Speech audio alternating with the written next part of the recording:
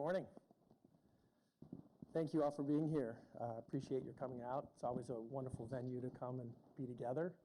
We've got a great agenda here this morning for you. A couple of housekeeping items. First, apologies for the change in the agenda. We had originally planned for a fireside chat with Will Thorndike. Unfortunately, he has had a personal issue that he has to attend to and can't be here. I know that he really wanted to be here, and so our hope is that we'll be able to reschedule that for a future date. I know he's excited to come and do that with us. We will have boxed lunches for everybody a little bit later in the day. I think we'll probably go through the formal presentation, have a pause, people can grab a bite to eat, and we'll come back for some Q&A. We've got Ken Hansen here, our CFO, who's going to present, and Timmy Okaw, one of our young operators at a recently acquired couple of businesses. So really excited to present to you all today and talk about Kingsway and where we've been and, more importantly, where we're going.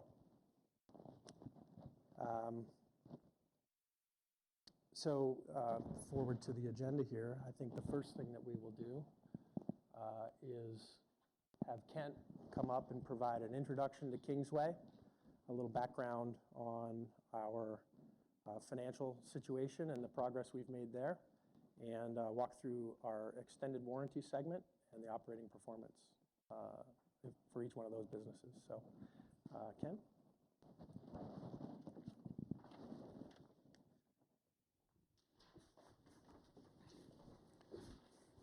Good morning. Thank you, JT. So welcome to our 2013 Investor Day presentation. We thank everyone for coming. Thank you to the New York Stock Exchange for hosting us today. They had a great room and a great setup for us.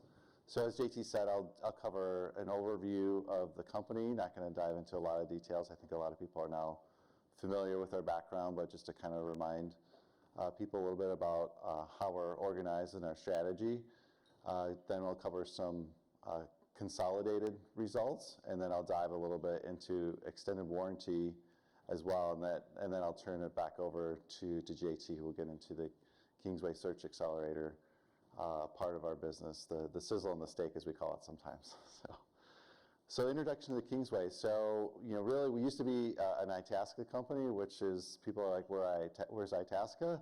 It was close to O'Hare International Airport, but last fall we moved our headquarters downtown to Chicago. We think it just breathes a little bit more energy and enthusiasm into our headquarters and our business. So we made that move, and we're very happy now to be headquartered in downtown Chicago.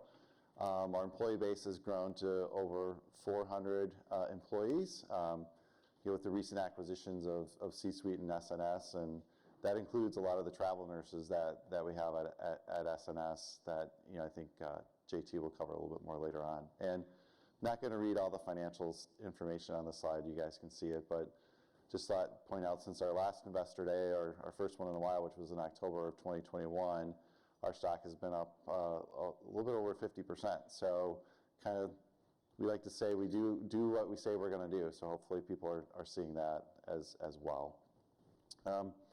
Getting the investment highlights, if you've seen our previous investor decks, this probably looks a little bit familiar to you. So really we look for a collection of recurring revenue businesses, high margin, asset-light growing industries. So extended warranty definitely fits that bill, and as do other industries that we hope to fold under the Kingsway Search Accelerator umbrella. We're currently tracking to a run rate adjusted EBITDA of 18 to 19 million. And I think this causes some confusion, because run rate means one thing to one person and maybe another thing to another person.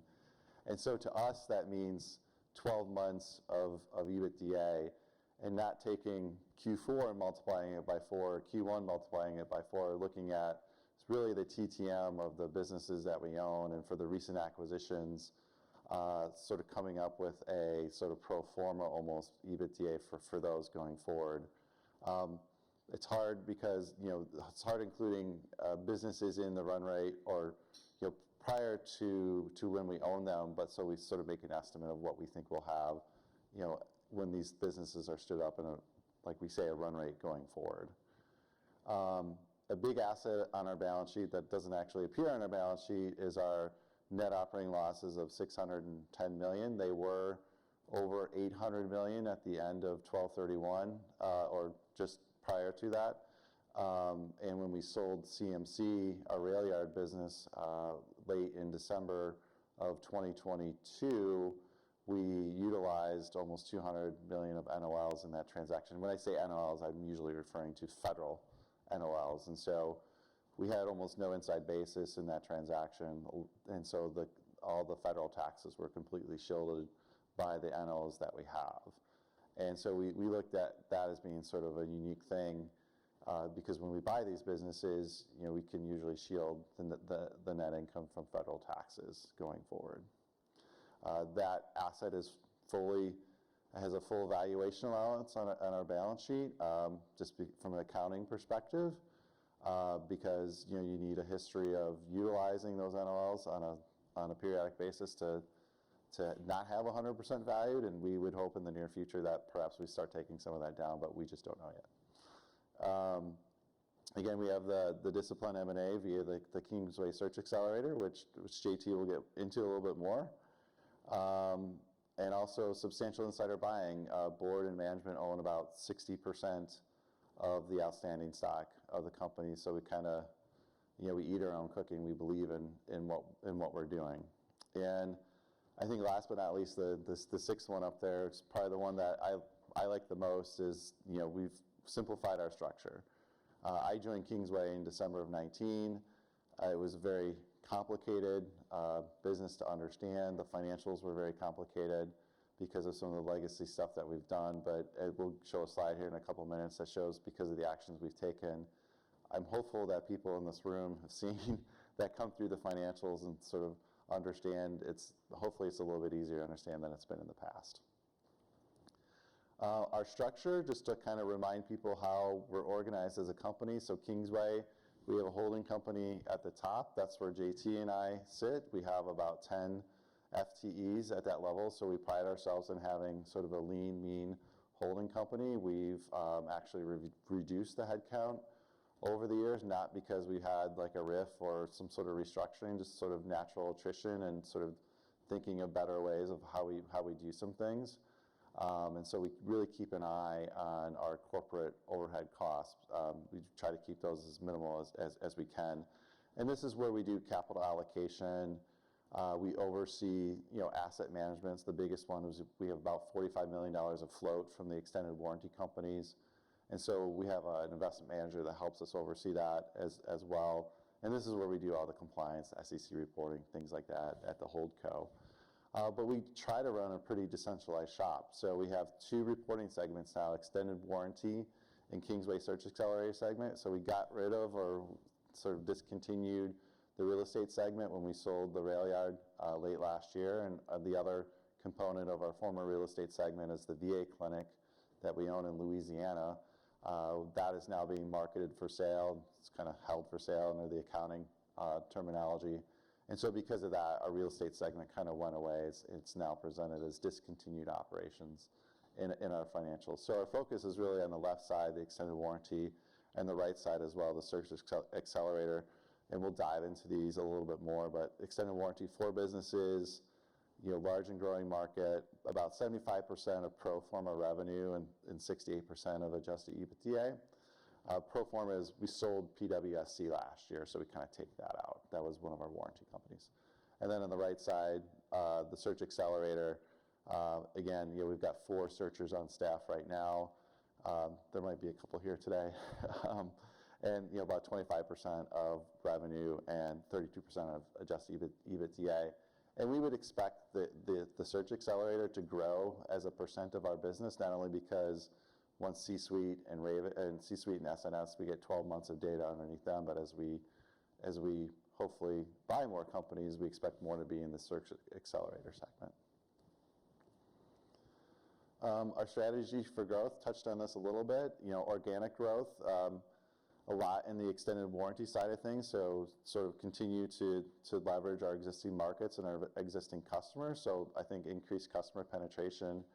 I think especially on the automotive warranty side, we have 2 businesses, Geminis and PWI, where we recently changed leadership last year, and it's sort of refocusing on the sales effort there and kind of just farming the customers that we have, just sort of blocking and tackling, going out, calling on those dealers, making sure they know our product, and penetrate the market that way. So sort of just the simple blocking and tackling stuff. And also looking at perhaps new products and new expansion. I think, if you look at Trinity, Trinity is sort of HVAC, refrigeration, maintenance, and warranty. And we're sort of looking to grow the warranty side more. We just see a lot of white space out there. There's not a lot of companies that are doing that, what we're doing and what we want to do. So we just think there's a lot of runway ahead of us on that side. And then, the other side of that coin is growth through acquisition, right? So continue to acquire, look at 2 to 3 acquisitions per year on the Kingsway and the Search Accelerator side. And with respect to extended warranty, we would love to buy more extended warranty companies. So if anybody has one, let me know. But at the right multiple, and we're sort of opportunistic in that space is how we view the growth strategy there. So that was just a quick overview of our company. So now I'll get into some of the financials. So this is consolidated, this is combined adjusted EBITDA. So this is the results of the operating companies. So think the extended warranty companies, Ravix, C-Suite, SNS. And we've had a nice growth trajectory over the past few years, since 2018, at 31% annual growth rate. We started on the left side, in 18. I think that's when JT took over as CEO. We had a couple of warranty companies at that time. Had just acquired PWSC the year before. 12 months of growth there. And then in 19, we acquired Geminis, which we also refer to as Penn or Prime. And then in 20, full year of Geminis, but the headwinds from COVID, walking through to 21. So in late 2020 is when we bought PWI, another automotive warranty company. And so in 21, we had a full year of their results, so a nice pop there. 2022, last year, we sold PWSC in July of last year, but then had a full 12 months of Ravix, and then the latest TTM period, we've got Ravix in there for 12 months. We've got C-Suite in there for since November, as well as SNS. So, we think a nice growth story there as well, and again shows the run rate over on the right side as well. Just breaking it down a little bit more by the 2 segments, so I've already talked before about the split between revenue and adjusted EBITDA, so you can just see some of the TTM revenue and margin profiles, again, for operating businesses and extended warranty, capital light, and then the accelerator side. I think I covered a lot of this, so I'm not going to rehash that. And so this is a slide, when I put it together, I was trying to remember what we did over the last 10 to 12 months. And it's like, oh wow, we kind of did a lot. So, starting in July, we sold PWSC. We realized a little bit over $37 million of cash, and but we sort of sold off that associated adjusted EBITDA. I think JT will cover the story a little bit more about why we sold that. I think it was sort of an opportunistic thing for us, and it sort of allowed us to get some cash on the balance sheet to do some of these other things. So in July, we sold PWSC. In September 2022, we sold off our flowers portfolio. So we owned a portfolio of commercial real estate properties, mostly in the Southeast United States, rented to Flowers, a commercial bakery. And so we were able to sell those off for a good price in September 2022. And then obviously in November, we purchased both C-Suite and SNS through the Kingsway Search Accelerator. Took out a little bit of debt to do that. And then in December 2022, we sold the CMC Rail Yard. And I think that really sort of accelerated the simplification or the ease of reading our financials. The Rail Yard had a lot of debt on our books. So we've been telling people for the last couple of years we're asset light, we're capital light, but then they read our financials and they see $200 million or so PP&E and debt, and like, what are you talking about? I don't understand it. That's where most of it was in CMC. So when we sold the CMC off, our notes payable, our mortgages went basically to almost zero, and the PP&E went way down as well. It was all tied up, and that was just a self-funding thing. All the cash that was coming from, or substantially all the cash that was coming from the rent there was being used to finance the mortgages. So it was all non-recourse to Kingsway. So once we did that, our debt balance went way down, which we'll show you in a second, as well as with Flowers, right? Flowers had some notes on it as well. In February, we sold the last of this NLIG, we call it net lease portfolio. We had owned some commercial real estate properties through something we call net lease. We'd been selling off the properties over the last few years, and we sold the final one in February. And so I think, again, we think for a nice price, some nice cash to the company. And so we're able to wind that one down as well. And then in March, the repurchase of our TRUPs and the deferred interest. So a lot of these things that we did prior to the last one allowed us to get enough cash on hand to actually execute the repurchase of the TRUPs. So for those that don't know, the TRUPs debt, subordinated debt, it's also called trust preferred, was issued back in the early 2000s, I think probably 2003, 2004, 30-year paper, interest-only payments until the end of the term. The interest you can turn on or off for certain periods of time. It comes with a lot of covenants. The rate was LIBOR plus about 400, give or take. But it allowed us to sort of clear the decks of that and sort of realizing, I think we paid just under 61 cents on the dollar. And if you look at the ROI on that, it was over 20% based upon the current interest rate environment. So we thought that was a great value add to the shareholders to do that and to, actually simplify the balance sheet. We have one remaining tranche left. They were originally issued in 6 tranches. We were able to negotiate the option to buy those back in the middle of last year, but the 6th one, we were not able to. It's stuck in a CDO, and it's just hard to get things done with that structure. We would love to buy that back, we keep on trying. But we do have one tranche left. It's got about $15 million of principal, currently valued at, I think, $11.8 million, which kind of leads to the next slide. So over the years, the debt has been reduced significantly. The notes payable, the red part, that was mostly the CMC rail yard that we had, which is sort of now all gone away.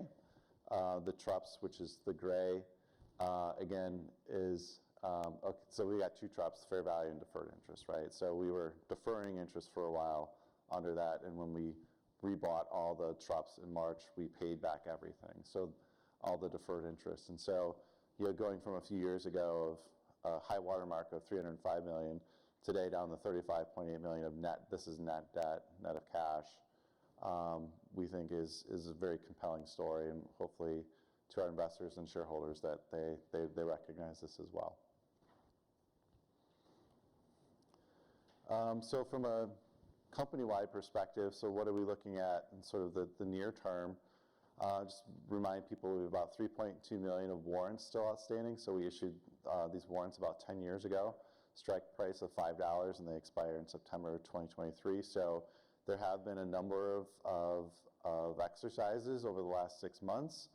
Obviously, if the stock's trading above $5, we expect that people would exercise these prior to expiration in September. So if they were all exercised, I can't control that. I would like them to be. I can't control it. That would be another $16 million of cash to the company. We had 300,000 of Class A shares remaining on our balance sheet at the end of March. Again, these have been around for a while. We expect that at the end of this quarter that all those would also be gone because everyone has elected to convert those. And so we don't have to pay that liability. People will get stock instead of us paying them the cash. And so we anticipate that will be done by the end of this quarter. We own about 340,000 of Limbach warrants, strike price of 15. So Limbach was sort of an old SPAC spinoff several years ago, well before my time. I think if you want to know more about that, JT could probably tell you more than I can. But we received some warrants out of that, and so we're currently holding those. Those expire in July. They're currently in the money, and we would anticipate doing a cashless exercise of those prior to their expiration if the stock is still in the money on those. And then, as I mentioned before, we have the VA clinic. We purchased the VA clinic late in 2021. It's kind of what it sounds, the Veterans Administration. So it's a medical building, a clinic in Louisiana, Lafayette, Louisiana. Kind of a triple net lease. Again, the cash just goes to finance the mortgage, not really a lot of income or expense net to us. And that's being actively marketed by a national broker. We've received some strong interest, and so we'd hope to be selling that sometime this year. And then I'll get into sort of a little bit of a dive on extended warranty. Won't go too deep before I hand it over to JT again. This slide is like, well, why we like extended warranty. It's a large industry. It continues to be a growing industry. It's fragmented, so a lot of opportunity there. High barriers to entry. So on the one hand, we say it's not insurance. On the other hand, we say, well, it's kind of like insurance, right? So it does have some regulation to it. It's not like a full P&C company, so there are some hoops and some regulations that companies have to jump through in order to be proper extended warranty company. So we know what those are, and so we feel like that helps keep some things at bay. High margin, and we love the float. I'll get to the float in a minute as well. And low capital intensity. It's really, if we want to grow, it doesn't take a lot of CapEx or hardly any to get there. So we like the scalability and the growability, and the revenue is sticky as well. So we just like the profile of this industry. Just a little bit more on our companies, which I've mentioned already. So IWS all the way over at the left, they sell primarily through credit unions. So if you go to a credit union and you want to buy an auto, they'll write you a loan, and as you're going through that loan process, they'll say, do you want extended warranty coverage? Do you want gap coverage? And hopefully that's our product that they're offering you. They're exclusive, so they usually don't offer you 2 or 3 different choices. You get usually one choice. It's exclusive, and so it makes it very, very, very sticky from our point as a customer. Credit unions are slow to change, and so once you get in the door, you're kind of there for a long time.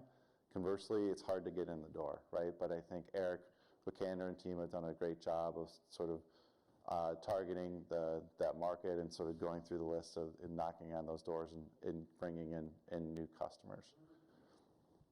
PWI and Penn, which I'll also call Geminis sometimes, because that was the parent company. They're both also extended warranty in the auto space, but they sell primarily through dealer networks, and not the franchise dealers, but sort of the independents. Maybe they got 2 or 3 shops, so sort of like down market a little bit from a name brand franchise dealer. And again, when our product is offered there, it's usually not exclusive, right? So you can take PWIs, or they have Company A or Company B as well. So it's a little bit more competitive in that space. But again, our product is financed in the loan. So we get the money up front, and the consumer pays the loan, including our what was bundled in for our price over time. And so we think that's also a nice thing, because they're not getting a bill every month saying, please pay X dollars for your PWI warranty. And then all the way on the right, we have Trinity, which I mentioned before. So again, 2 things.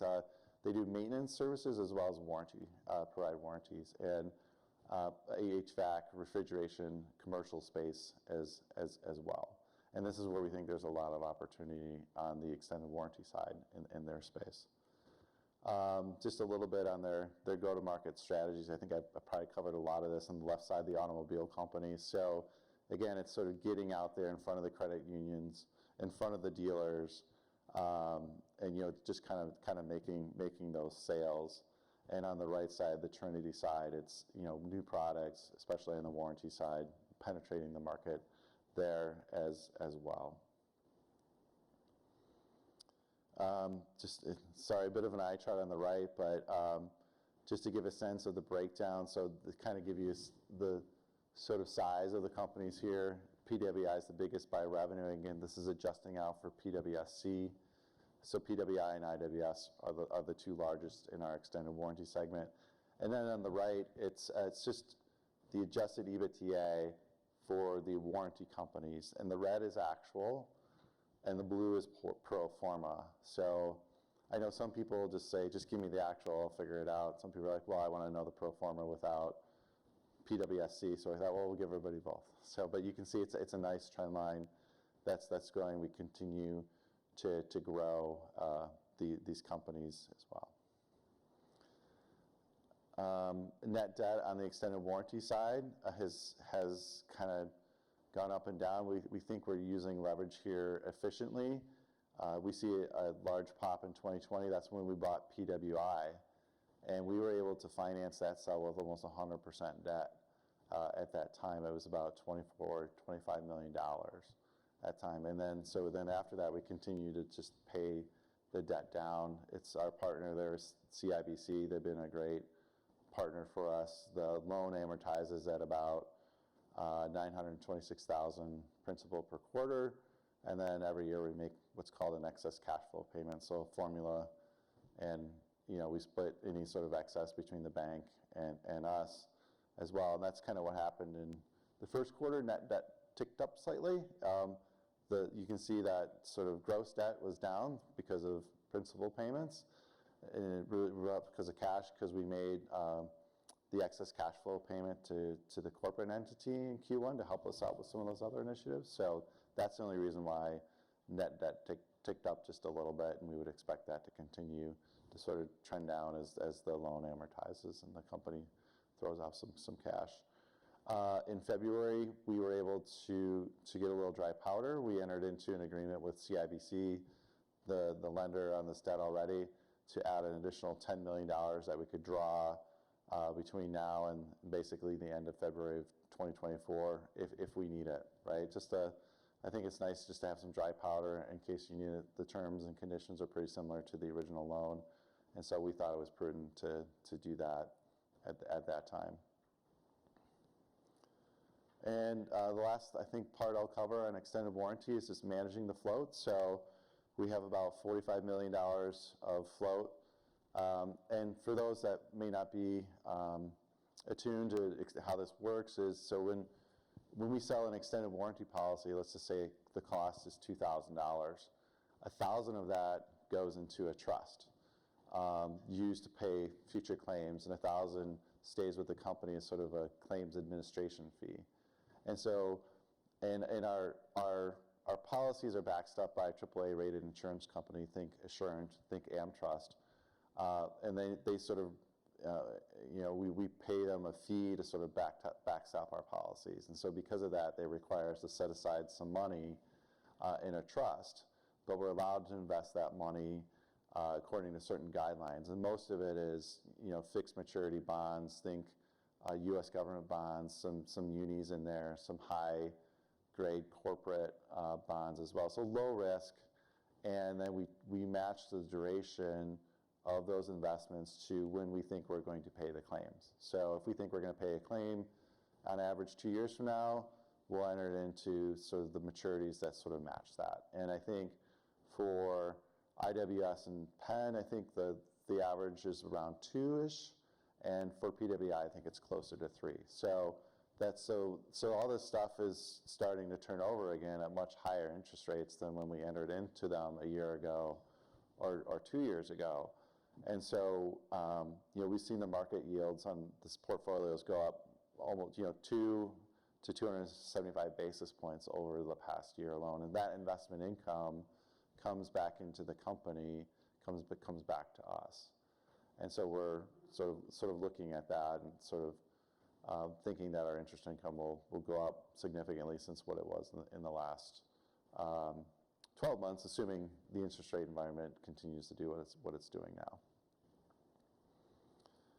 And I think with that, I'll turn it back over to JT. Thank you, everybody.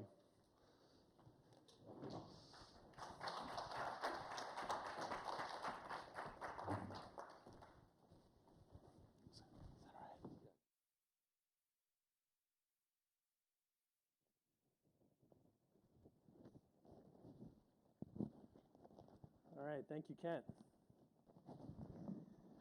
So we thought today it might be a great opportunity to do a little bit of a deeper dive into what we call the Kingsway Search Accelerator.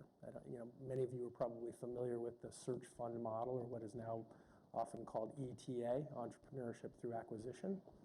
And we thought we would do a deep dive on what we're building, this platform at Kingsway, why we think we're well suited to do it, and what we're building and what we hope to achieve. So what is the Search Accelerator? Very simply, it's our platform to leverage the attributes of the search fund model in our tax-advantaged holding company structure.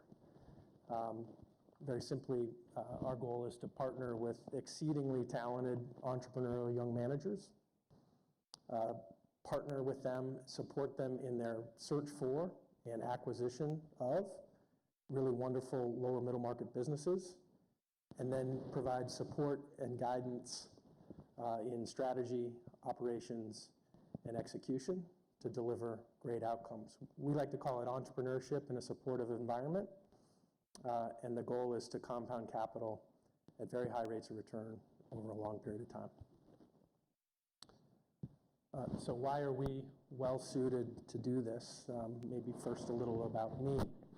My professional career, post-MBA, I did a search with a partner out of Northwestern all the way back in 2002, before search funds were even really a thing. We bought a manufacturing business in Lexington, Kentucky. Probably not a business I would buy today, but we learned a lot and had a great outcome. And since then, have also been investing, both personally and then through Argo, which is now part of Kingsway, in dozens and dozens of search funds, searchers, and their acquired businesses. And so we've seen it work time and time again.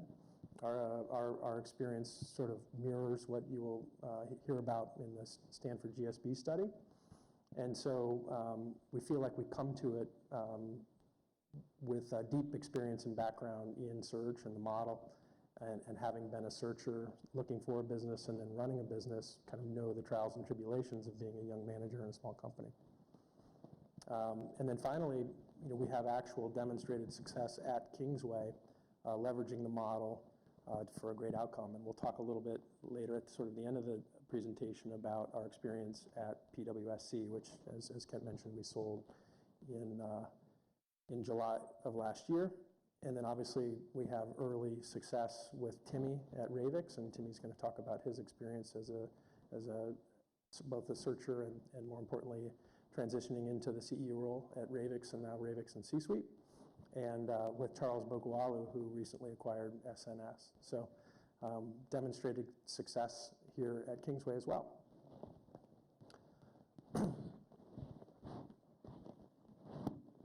So if we step back, for those of you that maybe aren't totally familiar with search funds or entrepreneurship through acquisition, ETA, what is it? It is very simply a model of entrepreneurship, but it's very different than what most people think of when they think about entrepreneurship. Unlike startup entrepreneurship, you don't need sort of a new whiz-bang idea. The goal is to acquire an existing profitable business, typically from a retiring founder operator, and then step in and transition that operator out. So it just sits at a totally different place in the risk spectrum for a young entrepreneur. They're buying something with a stable history of revenues and cash flows, and they can often bring entrepreneurial talent to that small company that company never could have hired. There's a great alignment of incentives. The entrepreneur typically takes a large portion in the common equity through sort of a promote, and they leverage their talent to build wealth for themselves in a very entrepreneurial way, but just a totally different risk profile than a startup, for instance.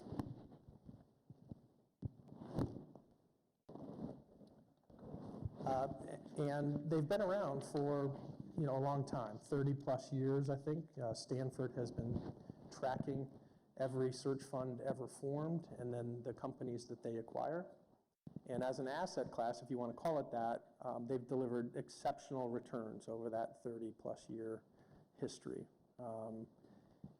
If you had invested pro rata across every search fund ever formed, the ones that search and fail to acquire a business, the ones that acquire a business and fail to return 100% of the capital to their original investors, and then the ones that obviously had great outcomes, a pro rata investment across every search fund that Stanford has been able to track would have generated north of 35% IRR. And importantly, those IRRs are generated over relatively long holding periods. And so like north of 5 times return on capital. So the sort of asset class has generated billions of value for both investors and the entrepreneurs that take this endeavor on. So pretty exciting, and I think that we can try to replicate those types of returns here at Kingsway. So why does the opportunity exist, and will it continue to exist? You know, in our country, in North America, there's sort of a demographic gray wave where most of the founders, sort of baby boom, post-World War II founders, are reaching an age where they need to retire. Many of them don't have sons or daughters that are interested in selling their business. And so there's just this incredible demographic trend where small businesses in North America are going to need a transition event, some sort of succession plan. And the search fund is like a uniquely shaped key to solve that problem. Typically, these businesses are too small for private equity buyers to acquire as a platform. You know, they're not too small for tuck-in acquisitions, but as a platform, they're generally too small. Founders are often leery to sell to strategics, so both strategic corporate acquirers and to a private equity that wants to do it as a tuck-in. They're very often very sensitive about their legacy and their people, and so a strategic buyer is not a desirable outcome for them. And often these businesses are just a little bit too big for that single private buyer, you know, the retired executive that wants to buy a company, for instance. And so they sit at this really interesting sweet spot where they're too small for lots of institutional capital or strategic buyers. They're too big for private buyers, and the search fund targets kind of are at a place where there's just less competition to acquire them, which means that you can buy them on fairly attractive terms.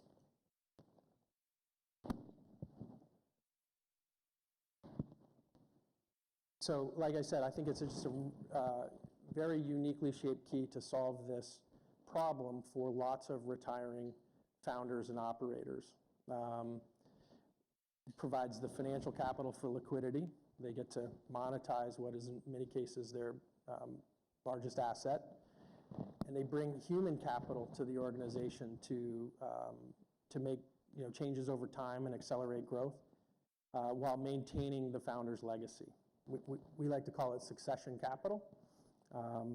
And as a result, lots of supply, not a lot of demand. You're able to buy these businesses on fairly attractive terms.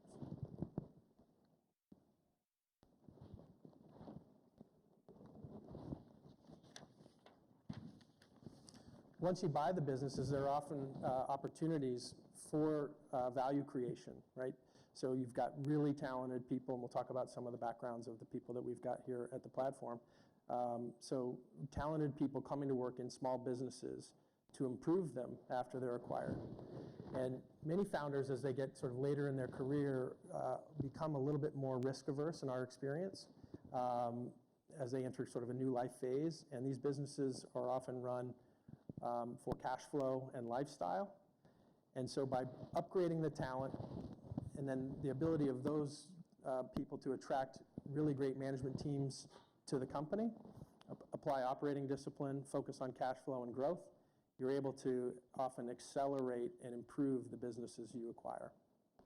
So improvements through enhanced pricing, for instance, penetration of their existing markets and a focus on sales and growth, new products and new channels, and then occasionally inorganic growth opportunities through tuck-in acquisition, which Timmy will talk about at Ravix.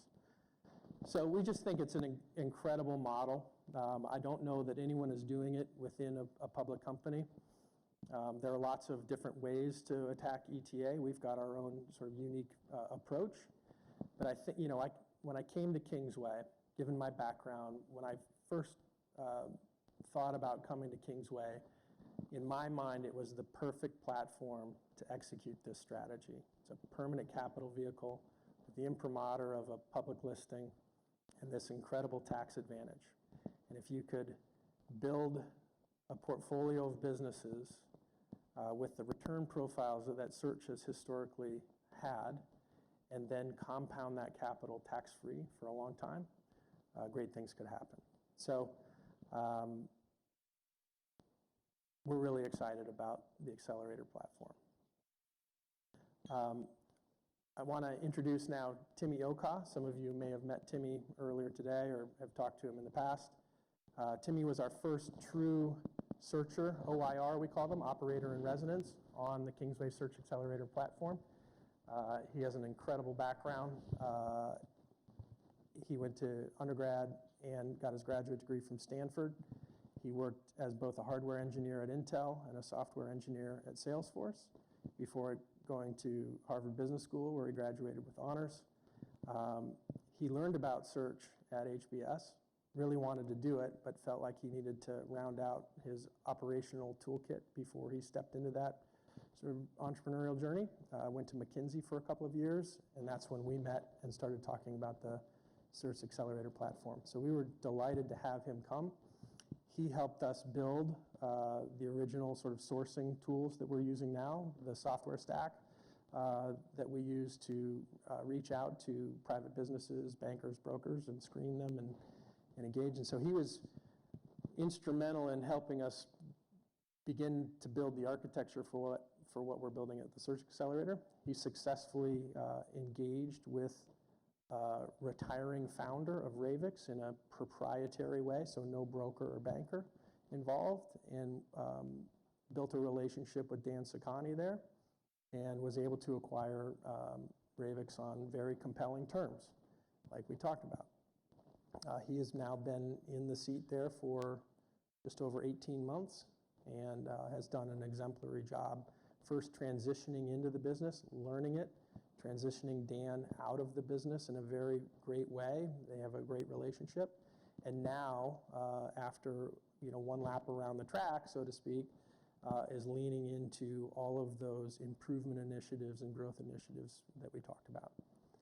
Before we get to Timmy, I just want to point out Charles Mokualu, our other OIR turned CEO. Charles actually knew Timmy at HBS, and I think that's how we first met Charles, through a referral. It's the sort of the power of the network as we build this out. Charles is now running SNS for us, so very similar story. Charles came onto Charles's background, undergrad engineering, Georgia Tech, master's in engineering management at Duke, then went to work at GE through several management rotations and build his management toolkit.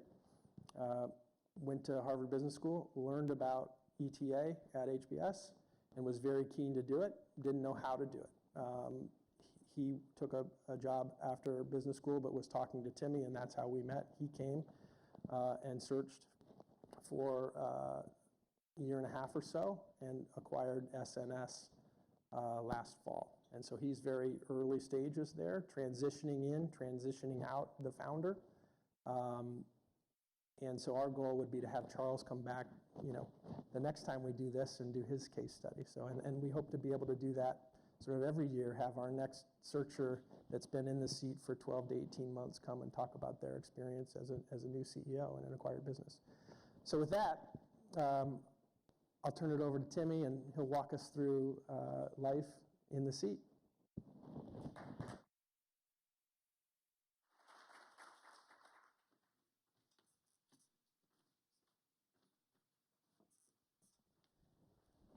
Thanks, JT. Make sure. Perfect. Okay, so JT thought it might be helpful for me to come sort of give a little vignette, speak about my experience with Kingsway and at Ravix and C-Suite.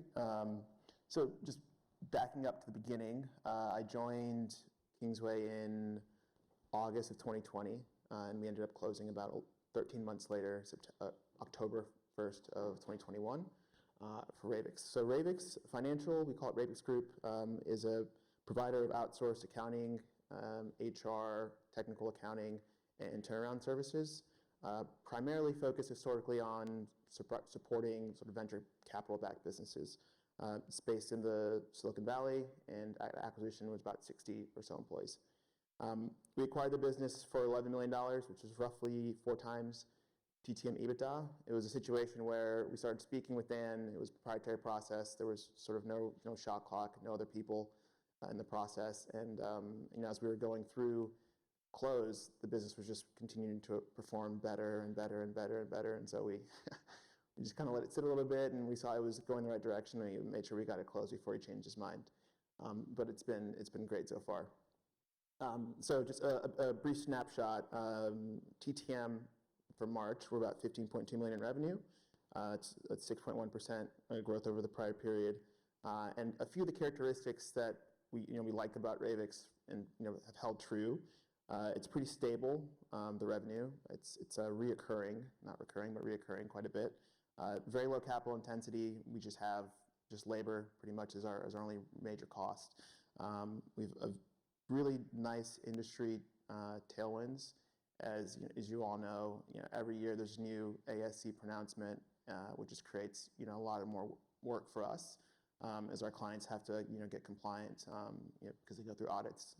And then lastly, it's a market or intersection of a few markets that we expect to grow over the next few years. So characteristics, I think we kind of hit most of the ones that we're looking for in an investment, and those have held to be true.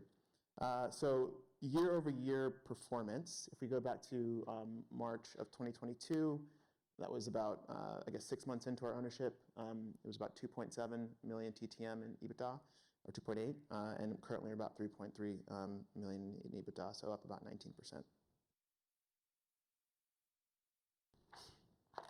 So C-Suite, so this one's an interesting one. C-Suite, we acquired this one on November 1st of 2022.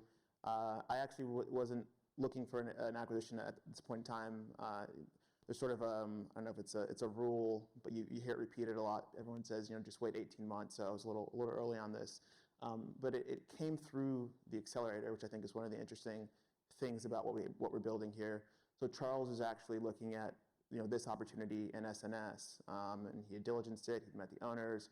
I had gone with him on a management visit to meet them because the industries were complementary, and ended up going with SNS. And so we made a decision on going forward with the acquisition, and it kind of made sense considering all the attributes of the business that I could work across both.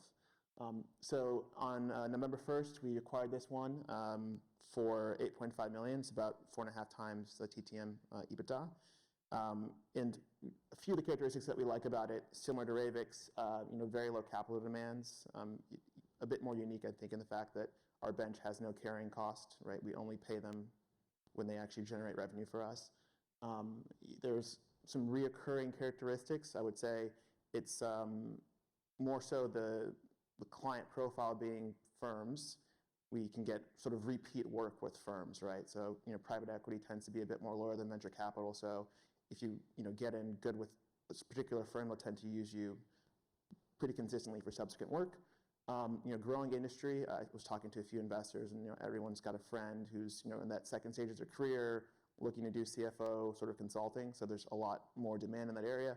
And it's very complementary to Ravix, and I can speak about some things we've done a little bit later across the businesses. So this was the second acquisition in the program. Okay, so just kind of wanted to give a quick highlight of where we started and where we are today. And I think the headline here is that Ravix has gone fairly efficiently.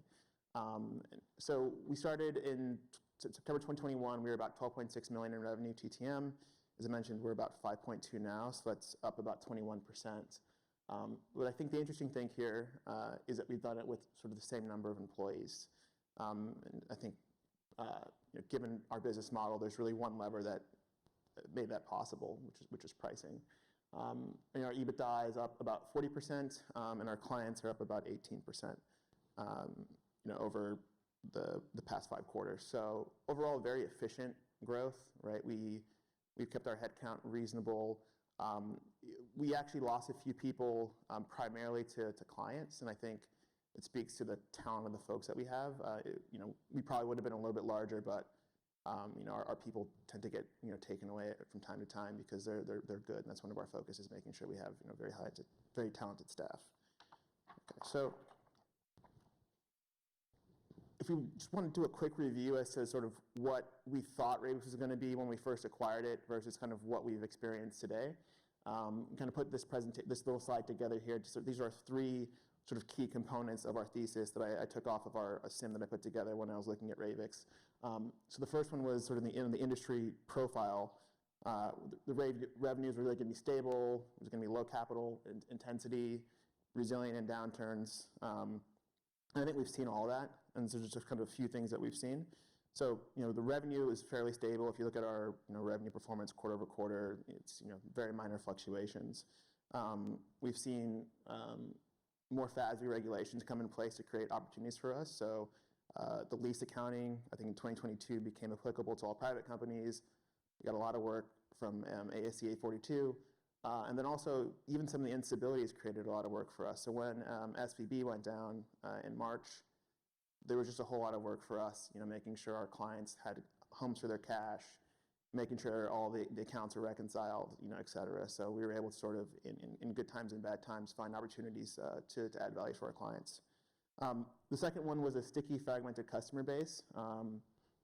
Maintained the same. I think 2022, the single largest customer was about 4% of billings. So, overall, very, very fragmented. We're never too concerned about losing an individual customer. And there are some switching costs to just taking out our services, right? You have to really ramp up the knowledge of financials, and so it tends to be more of a structured process than just a customer will just drop you on a moment's notice. And then the last bit was sort of the growth opportunity. So what are the levers that we have? And there's a deeper dive on this, but at a high level, referral opportunities, pricing, and cross-selling.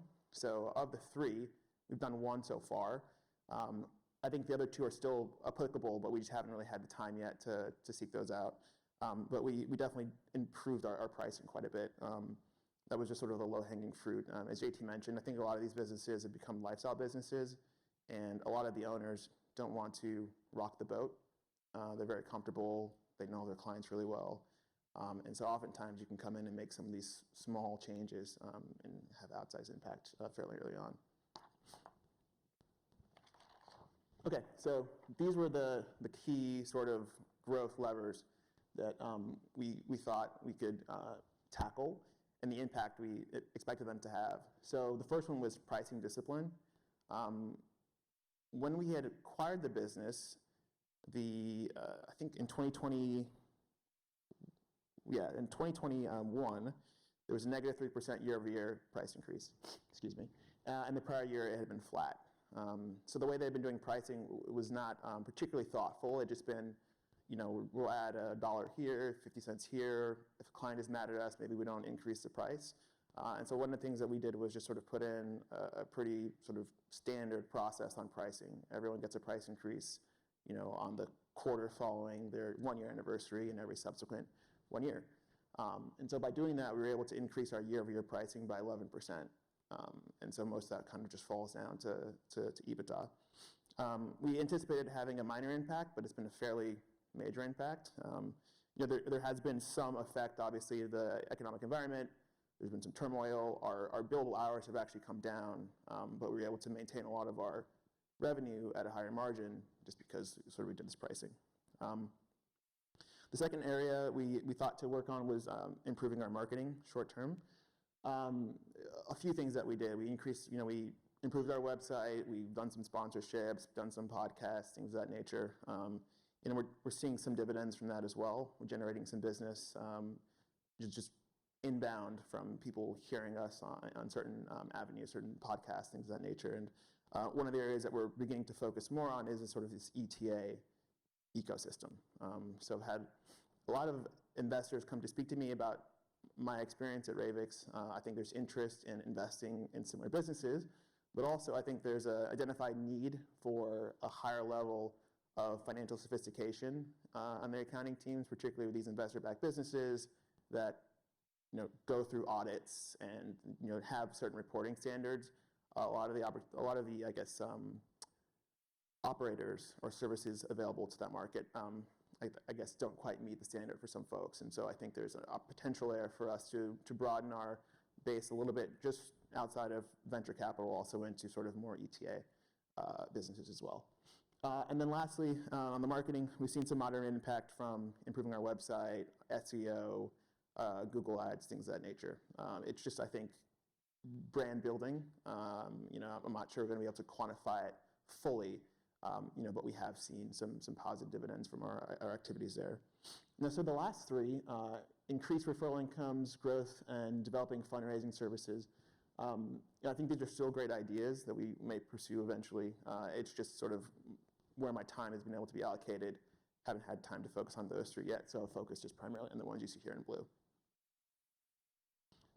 So kind of going into more of a reflection of my experience over the past year. I think when I came in, I really thought, I'm going to just get into the business and do all these amazing things right off the bat. I think it turned out that just a lot of plumbing that needed to be put in place before I could do any of that stuff. So I spent a lot of my time working in the business, not on the business.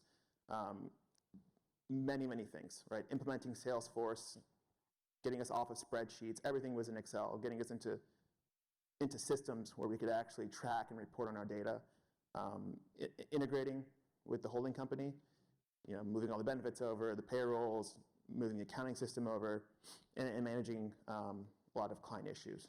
So one of the things JT mentioned was sort of talent in the business, and oftentimes they don't have the right level of talent. So on the accounting side, I was ending up doing a lot of the implementation of the accounting systems, right? I was implementing Sage Intacct, which is not really where you want me to be, but it's kind of what needed to be done. The plus side of that was that I got to learn the financials inside and out, so really well by doing that. But just goes to show there's a lot of stuff you have to do before you get to do the growth. And so I spent a lot of my time doing that stuff. But I think after the first 12 months or so, we've gone past that and would anticipate this not quite being the reverse, but more like it for year two. But overall, I think I've been really excited with how everything's gone so far. I got very lucky from what I've heard in terms of how these transactions go. Dan has been an incredible founder, outgoing CEO to work with, really great mentor, and really made that transition for me sort of really seamless. So him and I are very close. We speak all the time, and he's still engaged in the business. And I think most importantly, I think he's engaged sort of beyond his individual financial benefit, beyond his earnout, right? Because the business has performed really well. We've accrued the earnout on our books. It's very plausible we're going to get the entire thing, but he's still helping us work on things that are going to create value beyond just what he's going to get, credit for, which has really been excellent. I think you guys have seen it. The performance of the business on a financial perspective has done very well as well, and I think I'm very excited about that, and pleased to have been a part of that. And then I think overall, just a lot of really good learning. I came from a background primarily as an IC, engineering, consulting, so the management bit was going to be new, a lot of learning there. But I've had a lot of support from JT, from Kent, from Yvonne. We put together the KSX board. Tom and Will have been incredibly helpful as well. And so I think one of the benefits of this model that attracted me to it in the first place was that support, right? Like, you can do the traditional search, you can have your 30 or 40 investors, and they've got 70 portfolio companies, you can get their time here and there, but you don't really have that kind of structure around you to get that support. And I also think that having, rolling into a publicly traded company on the financial side creates a certain type of discipline that you may not see as well either. And so I was looking forward to having both of those, and I think it's been really great. It's been very helpful for my development as well. So my second year, my main focus really is now working, on the business, trying to develop our business development functions, trying to improve our internal hiring functions, and just really focus more on growth and less so on sort of the minutia of the operations and implementation of systems. Okay, so C-Suite. So as mentioned, we acquired this one in November. It is a national financial executive services firm. We do three things: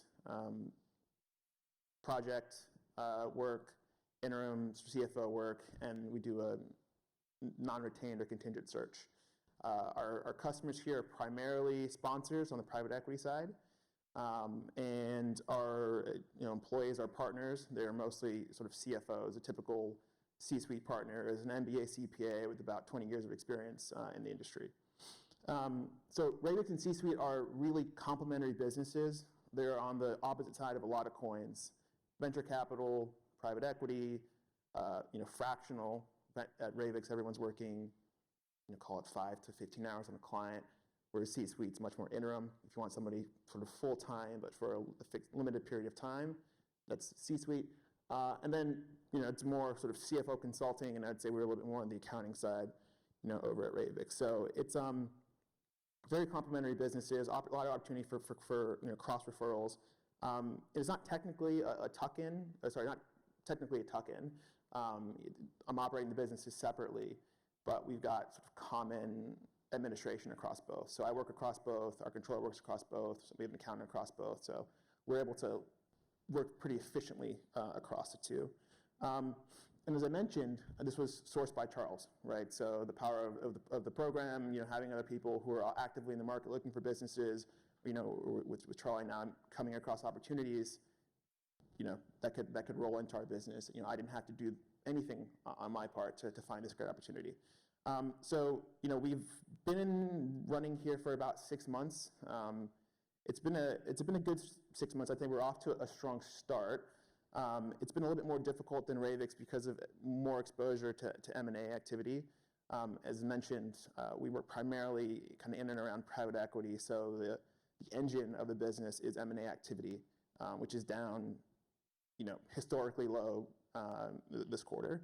So it's been a bit slower, but we're still pretty positive that when things pick up, we'll be ready to go. We've seen a pretty high level of engagement from our partners in the networking activities, and our business development person, again, is very, very active. So we're kind of waiting for the sponsors and the sellers to get going again, and I think we'll be primed to take advantage of that, once it starts.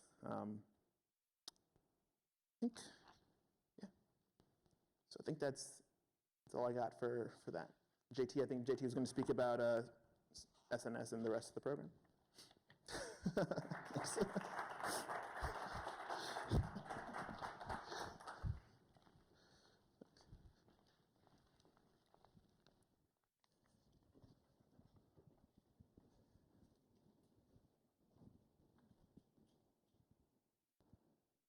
So our third business in the Search Accelerator platform is Secure Nursing Services, SNS. Like I said earlier, we hope to have Charles back to do a deep dive on his experience here the next time we get together.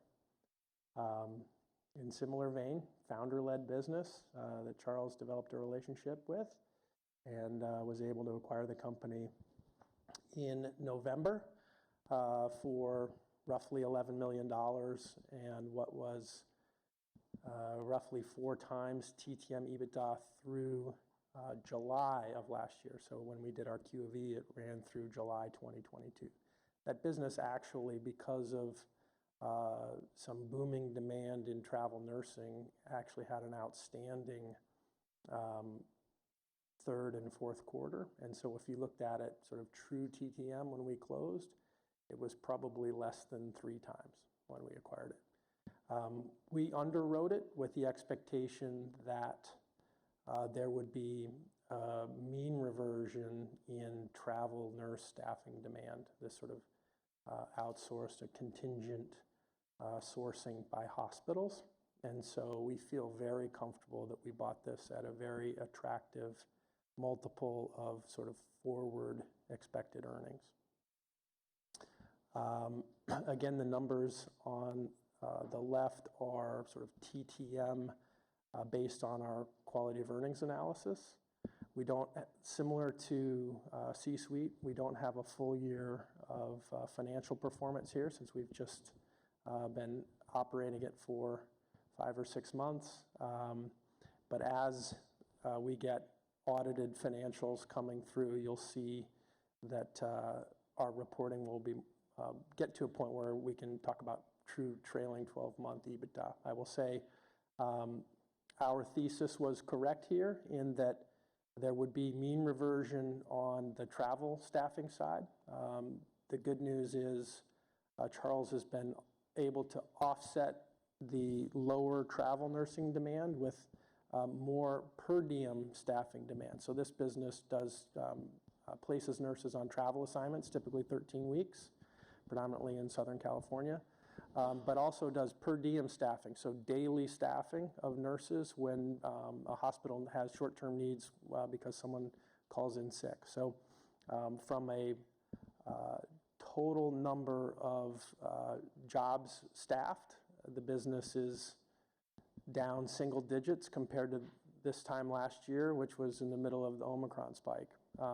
There's been a shift from travel to per diem, which are typically a little bit lower bill rates, but the average bill rate across both is actually held in there much better than we underwrote to. And it's been coming down, but is still much higher than what we modeled in the acquisition and has sort of stabilized. And now in the last couple of weeks, we've actually seen the travel demand bottoming and actually starting to tick back up. I think a lot of hospitals got pinched by the high cost of travel staffing and probably erred too far in the other direction to cut down all staffing and are coming back and needing travel assignments. So early days, Charles is in there like Timmy was, working in the business, drinking from the fire hose, as we like to say, as Roman transitioned out over a fairly short transition period.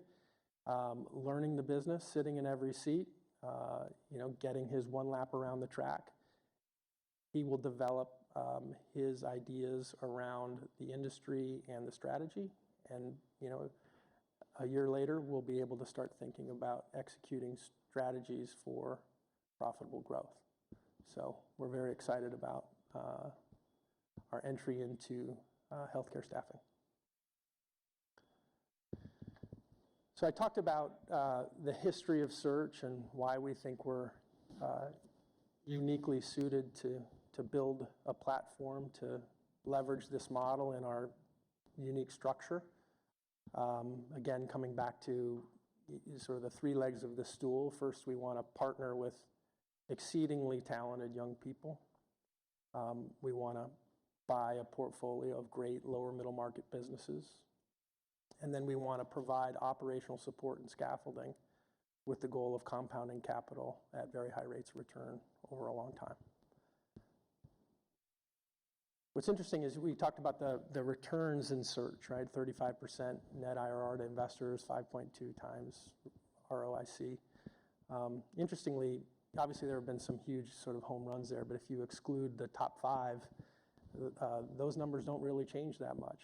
I think 32% IRR, excluding the top 5 search outcomes, and north of 4 times net, I believe. But what's interesting when you sort of look under the hood,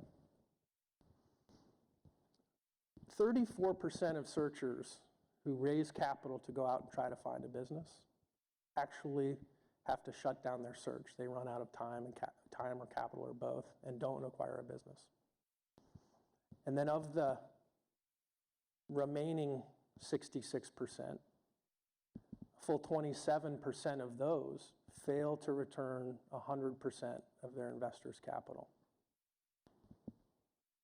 So, in spite of those incredible outcomes, 52% of searchers fail. They either fail to close an acquisition or they fail to return their investors' capital, 100% of it.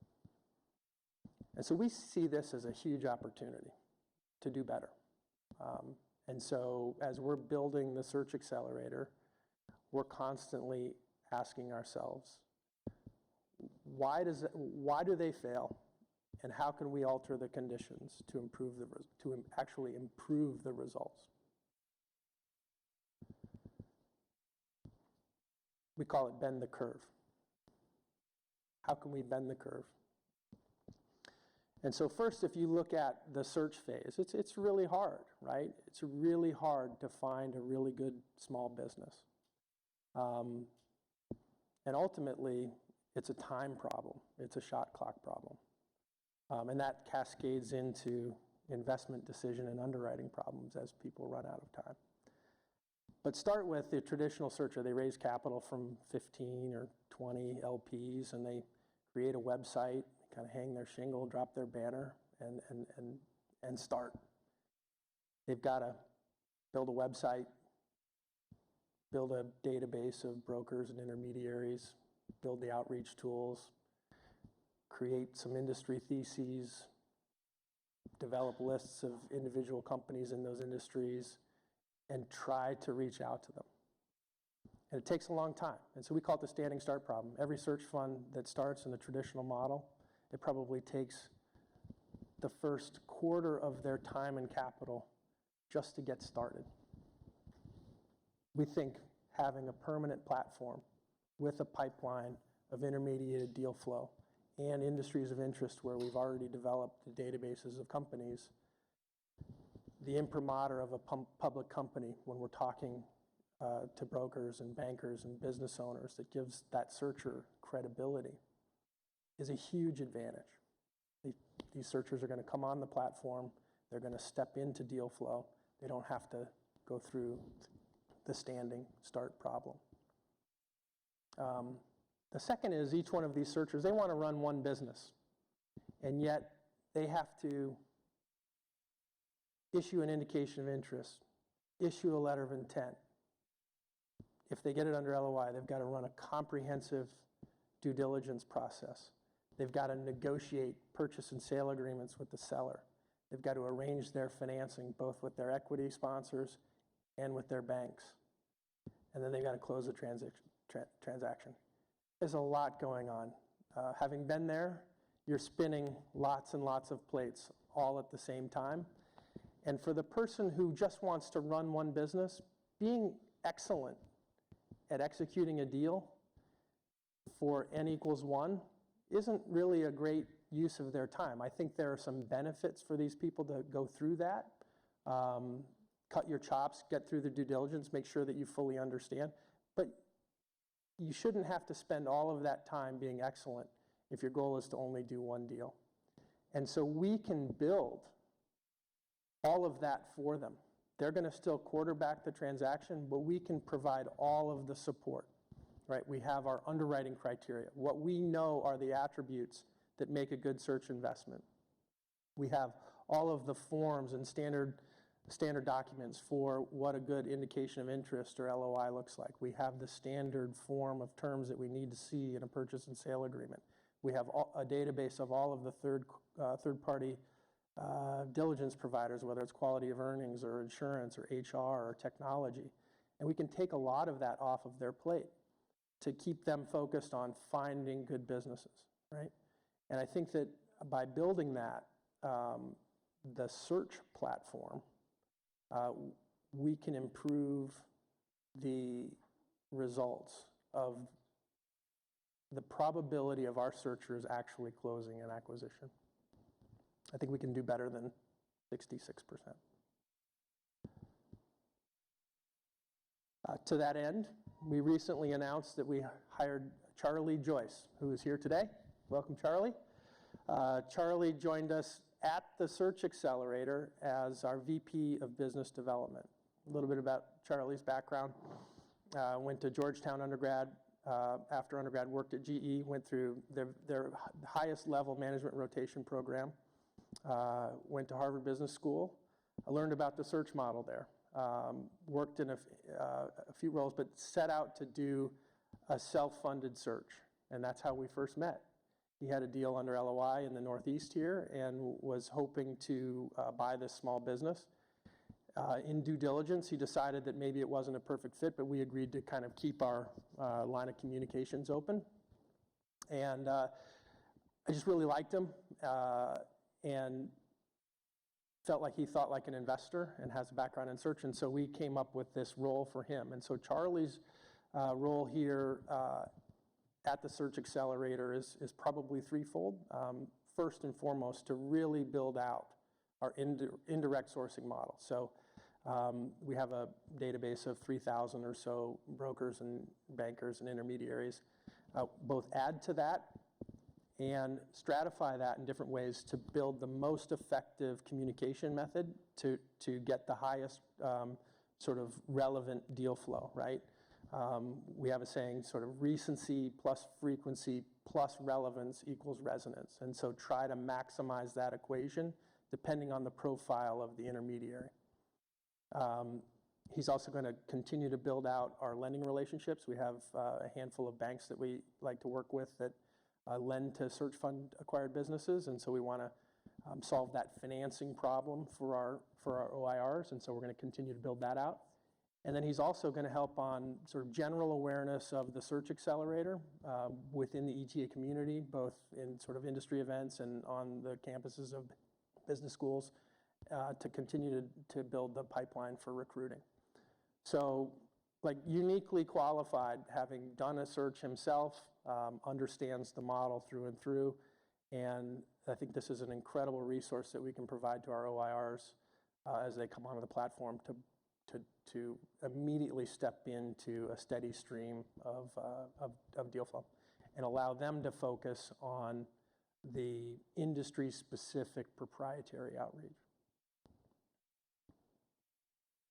With the small iron in the fire is that if we find a great deal in his desired geography, that the option exists for Charlie to go and run that business. So, but in the meantime, focused on really building our search platform.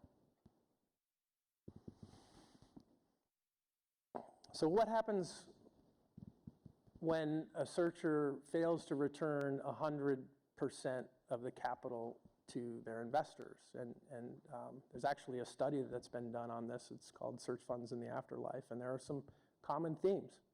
We've seen these, and they probably make a lot of sense to people.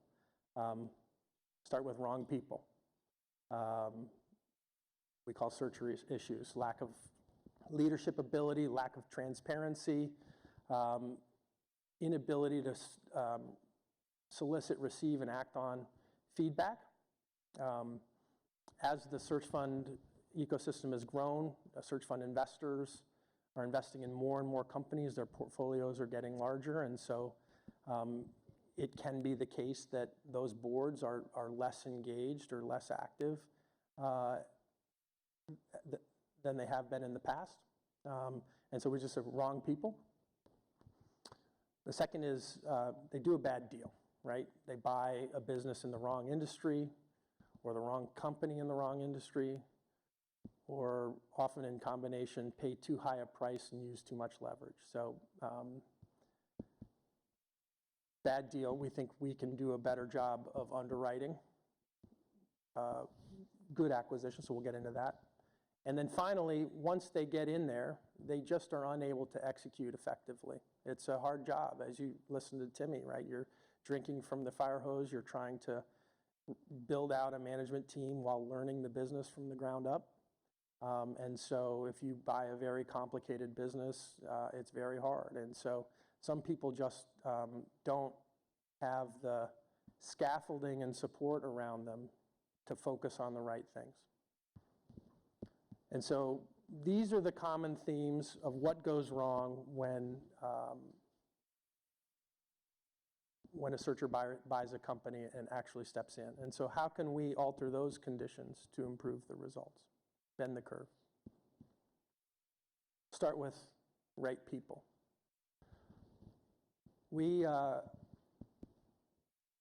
pretty rigorous in our recruiting process. We screen for what we call the 5 H's. And we think that these personality attributes are indicative of great leadership qualities for a leader in a small business.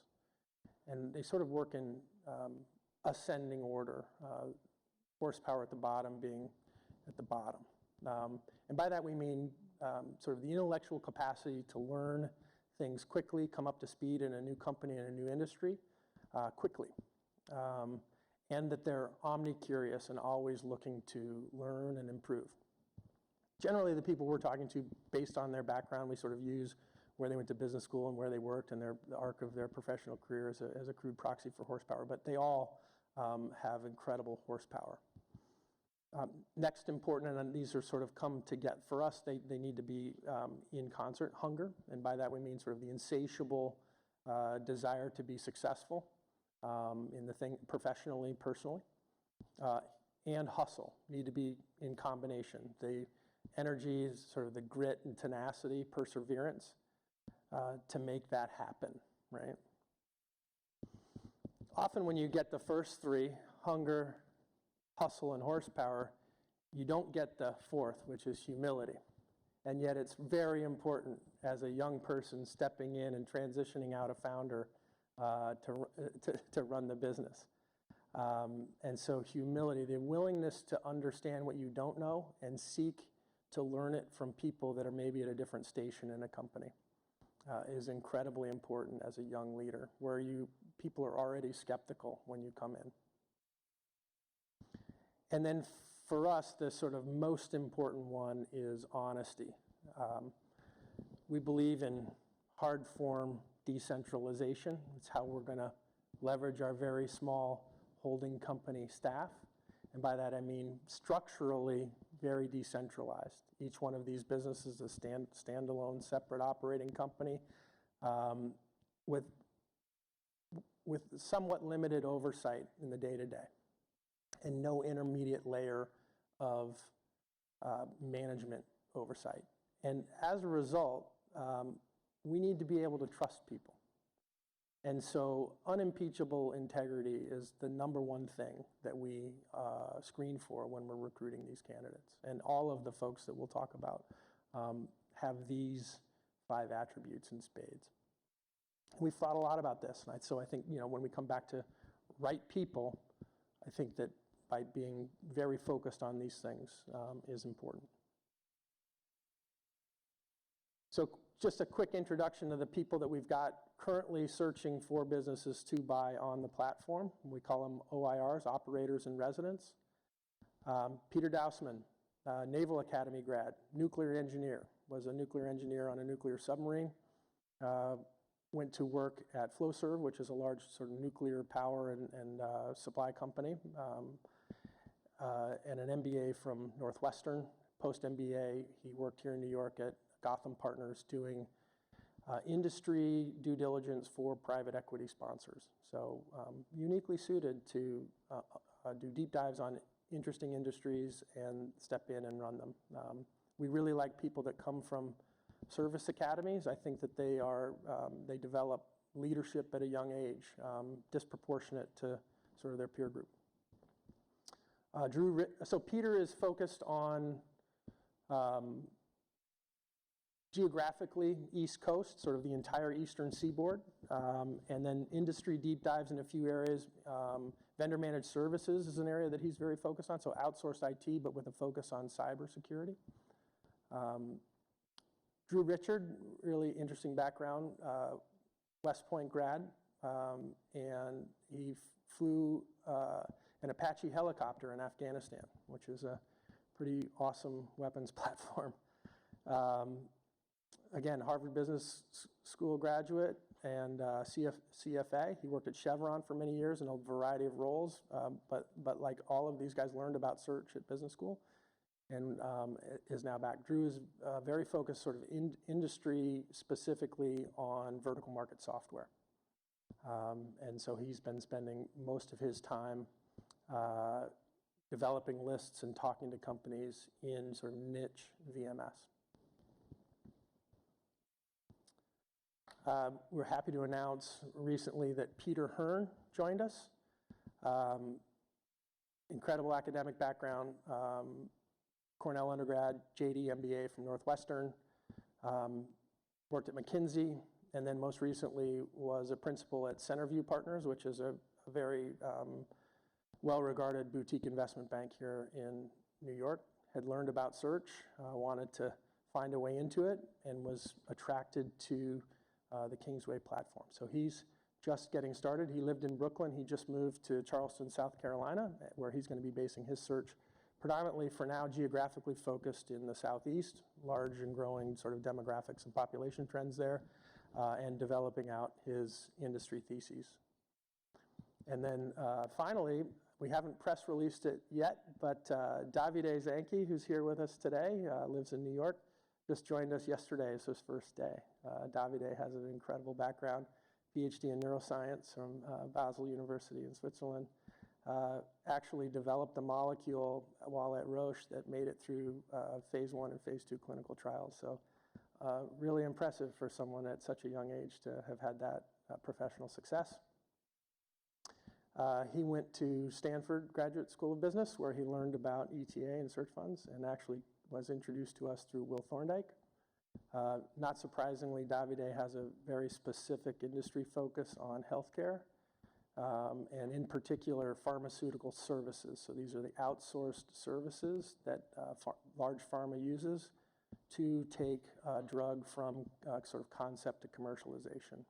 And it's a very interesting, fragmented, and growing industry, and I think he's uniquely suited to go attack that space. So welcome to the team. So right people. And then finally, and we'll talk about this on execution too, but in terms of providing the scaffolding and support for these people to be excellent operators.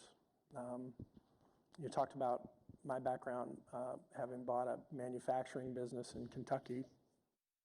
We were lucky in that the first person that we hired to come run that plant for us had come from a plant that was owned by a company called Danaher.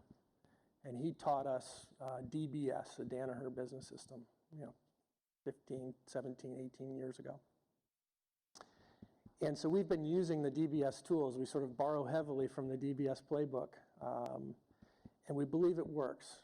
And we'll talk about it on the execution side. And so to have Tom Joyce come and actively participate on our advisory board and teach these guys that, here's the guy that basically built it, teaching our guys how to use the tools is just unbelievable. And then Will Thorndike, equally, amazing background. Obviously couldn't be here today, but and what I was going to talk about, most people know him, many of you probably know him for his book. He wrote this amazing book, The Outsiders. He had an amazing career in private equity. What many people don't know about Will is he's also, what I would describe as sort of the OG of search fund investing.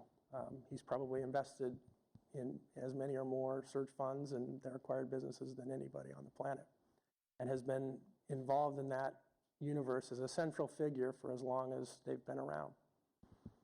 And so he has a very unique background to understand the challenges of both searchers and operators, and then how to apply the lessons of sort of capital allocation to those small businesses. So I honestly, if I could pick out of the universe the two very best people to support us sort of operationally and sort of the unique attributes of search and underwriting acquisitions in search, I couldn't have picked two better people for the advisory board. So we just feel incredibly grateful to both Tom and Will for their willingness to come and do this, and they are actively engaged with all of our guys, which is amazing to see.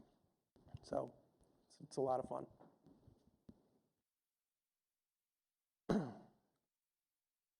So, right people, right deal. Both through my own pattern recognition and then also supported and confirmed by Will's background, and also coincidentally his access to the Stanford database, sort of confirm the things that we're focused on. These are attributions that are indicative of successful outcomes in ETA investing. So you want to buy businesses in industries where you have the wind at your back, large and growing. And by that we mean the sort of the base rate greater than 2 times GDP. Typically fragmented, so on one hand that could mean fewer barriers to entry, but for us it means lots of little competitive niches and places to hide and have a competitive advantage, even though you're small. You want them typically to be non-cyclical and low capital intensity, so not a lot of additional capital required to grow those businesses. Ideally, low or no regulatory regime, nothing that could put you out of business, and not too technical or overly complex for a young CEO to step in and learn. On the company side, so in those industries, we focus on businesses that have recurring revenue profiles. And so that can mean a lot of things, recurring, mostly reoccurring. Ideally for us, a recurring revenue business, we sort of define recurring revenue as revenue, sort of monthly invoicing for services delivered or products on a monthly or quarterly basis for at least 18 months, and high margins. And often when you have recurring revenue business with high margins, you sort of get the rest of those things for free. They sort of come along with it. And deal attributes, we talked about why there's this unique supply-demand imbalance, and we're able to buy really nice little businesses at sort of compelling valuations. And so just discipline around price paid and leverage used. We want to give our OIR's new CEOs room. We want to enhance the equity returns through the use of leverage, but not so much that it is restrictive as they come in and learn a business. So allow them to keep it in the fairway. And often you'll see that some component of the purchase consideration is in the form of an earnout. We like using those as a way to test the seller's conviction in the go-forward sort of potential of the business they're selling. So right people, right deal, right execution. So we aim to provide operational and strategic support to our OIRs so that they can be great leaders and operators in the businesses they acquire. And so we have developed the operating framework and the set of business tools that we borrowed heavily from Danaher, DBS, and we're now calling KBS, not very original. Tom Joyce likes to call it common sense, vigorously applied. These are not crazy, hard to understand tools. It is truly common sense. It's about execution, and then creating what we call a cadence of accountability around that execution. We hold our OIRs accountable to living our core values and achieving our established performance objectives the right way through what we call the performance management process. That's an annual review process where we sit down with our OIRs, talk about the strategic objectives that we had for the year, how they did on those, and then a 360 assessment of their adherence to our core values, and combine those, and that is tied to their short-term cash incentives. And then obviously through just the structure, they have long-term incentives through the common equity participation, and so there's really great alignment of incentives to achieve the results the right way. And then obviously we talked about the strategic advisory board. We meet, we're going to meet 3 times a year in person. We've had 2 of those so far since we've formed it. We're planning another one.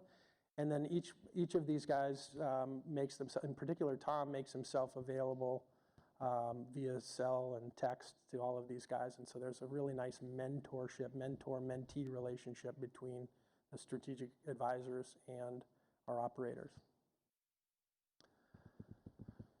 At the heart of our sort of execution framework is a tool that Danaher calls policy deployment. It takes its history from Toyota production system. It's called Hoshin Kanri, shining needle or compass. And it is just a framework for thinking about taking the vision for the business, breaking it down all the way down to sort of standard daily work, and then reassessing those things on a frequent basis and adjusting. So it comes from Deming's PDCA cycle, plan, do, check, adjust. And so it really starts with, what is your long-term vision for the business? What do you want to be when you grow up? If that's the case, what do we need to do in the next 3 to 5 years to get us meaningfully down that curve? If those are the 3 to 5 year goal, what do we need to do this year? And focus on the most important things this year. It can't be 10, it can't be 5, it needs to be 2 or 3. If everything's important, then nothing is. And then sort of where the rubber meets the road is then taking those 2 annual strategic objectives and creating a set of breakthrough process improvements that if you achieve those, will deliver those results. We create lead measures around that, a set of metrics, and then we hold weekly, monthly, quarterly, and annual reviews around performance relative to those agreed upon objectives. And that's what we call the cadence of accountability.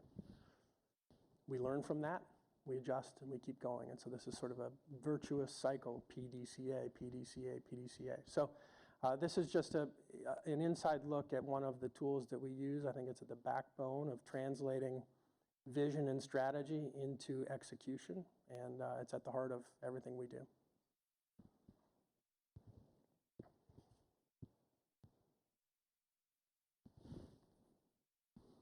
So we think that we are building something great, both to acquire businesses, but also to address the issues that have been in search, sort of bend the curve, both on the search side and the operational side, by focusing on great pipeline of deal flow, improve the cycle time to close, and then focus on the right people, the right deals, and the right processes once we own them. And then I thought I would finish with just a little bit of a case study in that framework to talk about PWSC and our experience there. So, right people. We partnered with a young guy, Tyler Gordy. Some of you may have met Tyler. Tyler was a West Point grad. I'm actually graduated as first captain, which is the highest ranking cadet in his graduating class. He went on and fought the Taliban in Afghanistan, and then when his commitment was done, he went to Harvard Business School, where he learned about the search fund model. Similar to Charlie, when we met him, Tyler was running a self-funded search for a business and had sort of run out of time and personal capital, and we had coincidentally just acquired PWSC, and we knew that PWSC needed a new management team. PWSC was a really nice business in the new home construction home builder market, new home warranties. So high recurring revenue profile, high margins, no capital required to grow. We bought it on attractive terms, sort of less than 5 times sort of pro forma EBITDA, and we used a conservative amount of leverage. So good people, good deal. And then Tyler stepped in, transitioned out the management team, and we supported him with our set of tools and scaffolding, this sort of entrepreneur and supportive environment, to first get in and learn the business, and then bring in great people around him, and then focus on the vision and the strategy and the growth. With that sort of cadence of accountability, weekly, monthly, quarterly, and annually. And then obviously the aligned incentives, both through the annual cash tied to PMP and his equity participation in the upside. And so how'd it work? I think it went pretty well. We paid $10 million for the business, $5 million of preferred equity from Kingsway, $5 million of senior debt. The cash flow of the business retired the senior debt in about 3.5 years. And then through distributions, Tyler returned our preferred equity plus the preferred return, and then started making dividends, in which he was then participating in the dividend. He had 20% of the common. He ran it for 4.5 years, and we sold it last July for $51 million, plus an earnout. Not clear whether we'll be in the earnout or not. But on a gross basis, so that was before Tyler's sort of compensation in the equity, it was 11.8 times in 4.5 years. So 76% gross IRR, net to us right at 10x and 67% IRR over 4.5 years. So I can't promise, or I wouldn't even begin to even say that we could come anywhere close to that on many of these deals, but it is indicative of get the right people, do the right deal, execute effectively, and great things can happen. And that's why we're excited about the Search Accelerator. So that's the deep dive on KSX. We'll come back to what Kent talked about at the beginning. You know, I think we're building a collection of really great recurring revenue, high margin, asset-light businesses, in particular leveraging what we just talked about. We've got a nice history of growing our operating company EBITDA over the last 5 years or so. Hope to continue that track record both through organic and inorganic growth. We're in a very unique tax advantage structure, which just helps us compound capital even faster with no leakage for federal taxes. We have this very disciplined search fund engine we've talked a lot about. We eat what we cook, and for a long time we've been flying the plane while fixing the plane. And for the first time, you know, in March, all of that is behind us, and we can now focus fully on growing and building what we've set out to do. So it's a very exciting time. With that, I don't know, I think that we were going to bring some box lunches in.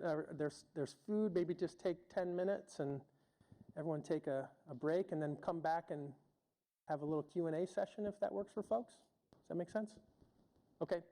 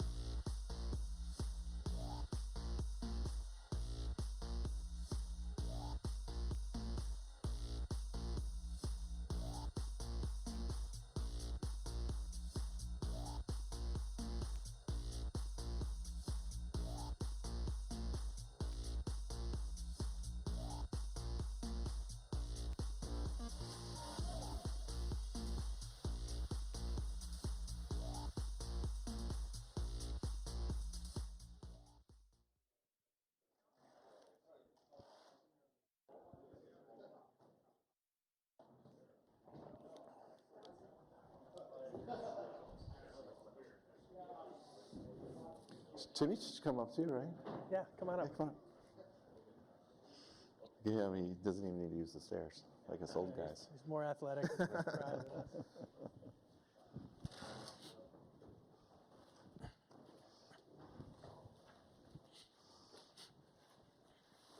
All right, well, we thought it probably made sense to feed you all so you didn't get too angry and unruly, but the idea here would be to just kind of open it up to Q&A. I know we covered a lot of ground, and kind of open for any questions, whether it's specific to Timmy's experience or Ravix and C-Suite or financial overview or the search accelerator. So sort of turn it back to the room and see if anyone has any questions. Yeah, Christian. And maybe it'd be helpful if you could repeat it never mind. So Kent, I think at one point mentioned with the extended warranty business that you're going to use incentives to increase customer stickiness. Maybe you could just expand on that a little bit.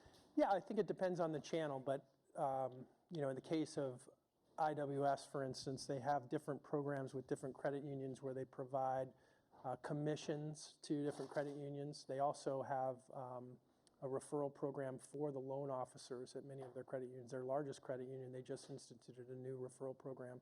So the loan officer actually gets an incentive that is paid out of the credit union's commission to the loan officer for sending opportunities into our product information center. So, and then, for instance, at PWI, working with different dealers and different incentive structures to make them more competitive vis-a-vis the competition, to make sure they're driving our product versus the other product. So in each case, they have sort of different levers that they pull to try to create awareness of the product and our product, and then sort of action at the point of sale. And that sounds like a fairly typical set of actions that they might take every year. Is there any change fundamentally in how your companies are approaching that? That's why it was in the slide, or is that? Yeah, I would say with Brian taking back over oversight and leadership at PWI, they're getting back to something that they used to do, that they had maybe gotten away from under more recent management. I don't know if you remember, but Brian, when we found him, we actually hired him to run Geminis, Pen and Prime. And he used to run PWI, which is how we got introduced to PWI and started that conversation. So now he's back running the business that he ran before we hired him and before we acquired it. And so he's bringing some of those practices back to that company that he's already instituted. At IWS, for instance, this sort of loan officer incentive, that's new. That hasn't been done before at that company. I think that credit unions probably sort of, because of regulatory environment, are very careful about what kind of sales incentives they can provide. After the Wells Fargo fiasco in banking, they're very nervous about sales incentives for product for loan officers, and so had to go through all of that vetting and make sure that the product was properly structured, the compensation worked, and all that stuff. So it's kind of a new thing there. And the credit unions, that's a very sticky business. Have you lost any credit unions over the last 12 to 18 months? Yeah, we typically will lose one or two. I think they have 130 relationships or so. I think we talked about on one of the calls, gross churn is in the low single digits. Net retention greater than 100% because they continue to grow. Credit unions are slowly eating the world. And so we do anticipate some churn. A lot of times it will be a smaller credit union that either goes with a competitor, or typically goes with a competitor.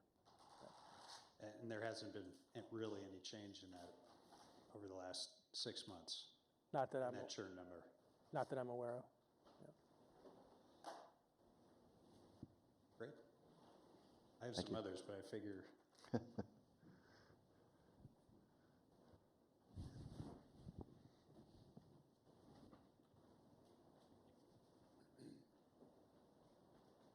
Hi, I'm James Hollier from Silver Beach Capital. I'd just like to ask a high-level question about the search market and any pricing changes you've seen flowed through over the last 12 to 18 months. Certainly, lower middle market and traditional PE pricings come down or not transacted. And then even maybe higher level over the last 30 years, has the market grown more efficient, as there are more search funds? And, I noted the use of brokers and the funnel that you use to source acquisitions. Just a note on how much more competitive the market has become. Yeah, I mean, anything I could say would probably be anecdotal. I don't have, industry research or anything like that. But in terms of sort of valuations, first recently, I think that if anything, given some of the sort of tightness in the credit market, valuations will come back a little bit. Just sort of buyer cost of capital reasons. There's probably right now a little bit of a divergence between sort of buyer pricing and seller expectation. But historically in the lower middle market, and particularly in search funds, they haven't really relied on leverage finance as a significant source of capital. And so valuations, which often, for whatever reason, ride sort of availability of capital, that hasn't really happened in the lower middle market to the same degree. And so sort of going back over time, I think valuations in search have stayed relatively constant in that sort of 4 to 7 times EBITDA range, depending on the growth profile and profitability of the business. They may have crept up a tiny bit in the last 10 years. They might come back a little bit, but I think that they've always stayed pretty consistently in that range because the non-reliance on leverage finance as a source of capital. And then the second question, the efficiency of the market, and therefore the sort of competitiveness of the market. There's a lot more searchers out there, right? I think when I did my search in 2002, I think we were the first ones ever to do it out of Northwestern, and we tried to talk to everyone that had ever done it. You could probably, fit on one page, 20 people or something. And for a long time, there were maybe 5 or 6 searchers or search teams that would go out and raise searches in any given year. In the last couple of years, it's like north of 100. So there are a lot of people doing it. The good news is the supply of opportunities continues to come, that gray wave we talked about demographically. And so I still fundamentally think there's still a mismatch between the number of people that want to transact and buy those businesses and transition an owner out, and the number of owners that are faced with that decision. But there is more capital, for sure. And so a big part of what we're trying to build is to just be a little bit better. And I think that there are certain things about Kingsway that make us well-positioned. And one of the things that we talked about very briefly was just credibility. And when you're a searcher, there's always this dance, right? You have 10 or 15 LPs. They've funded your search. They've sort of tacitly committed to provide you the equity financing in your deal. But what every broker, banker, or seller wants to know, like, where's the money? And you actually don't really have it. You've got to then go get it once you get the deal under LOI or close to closing. I think the imprimatur of being a public company and backed by a public company with a history in doing that gives our OIRs a credibility advantage when they're talking to bankers and brokers and business owners that will help us in the face of more competition for those deals.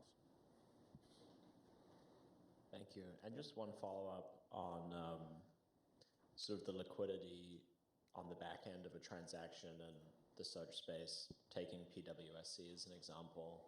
Is the natural buyer private equity? Typically, okay. Right? So what makes these businesses attractive to that, and it could be a strategic, but is both the business now has grown up to be platform size, and they've built a management team that is platform quality. But we'd like to hold these as long as we can. We're not looking to buy and flip immediately. Obviously we'd be opportunistic like we were with PWSC, but we can hold these for a long time. That's a great thing too. Yeah, I think that also is one kind of unique thing that makes us a little bit different. And the people that sort of get that and want that are attracted to our model is the sort of quasi-permanency of our capital. It's not a GPLP structure. We don't have a mandatory sort of timeline of which we have to start thinking about an exit.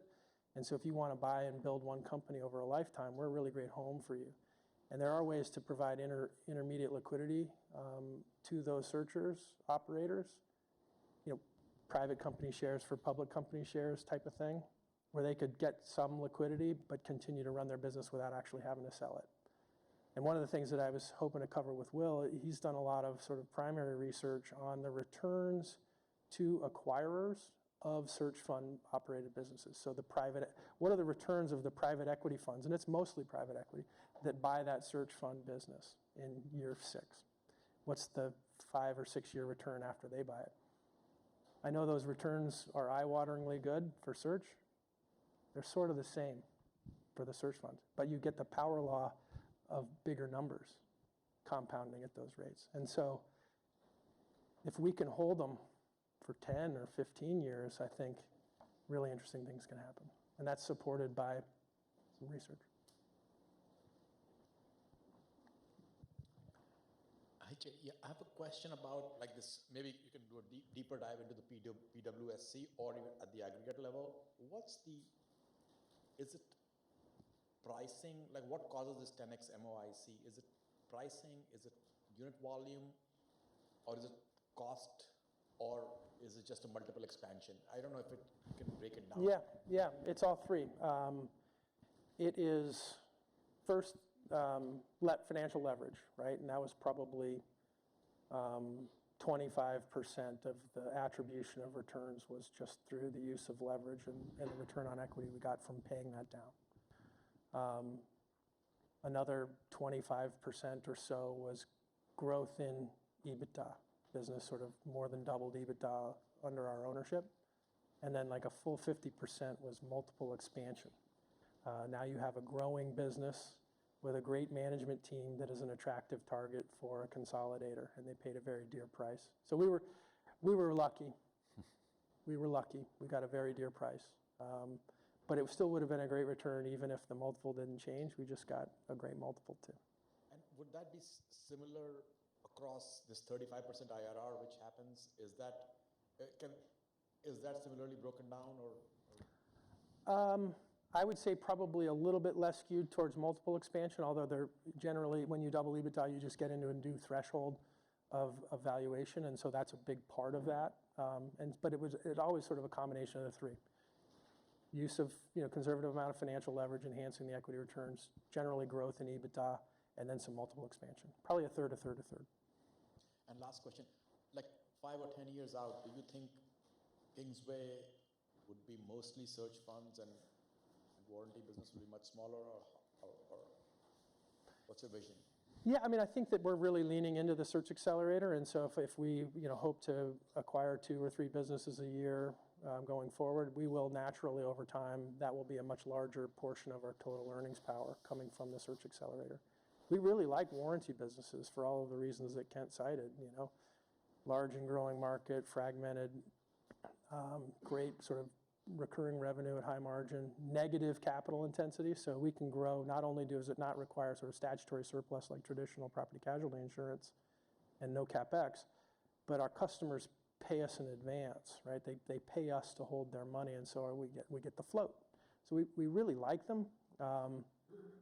Even though it's large and fragmented, the number of businesses that kind of are of our size range that we could bite off, check size, that have the qualities that we want is pretty small, and not surprisingly, they command very dear prices as a result. So any future acquisitions in warranty would probably be hard to predict and pretty episodic.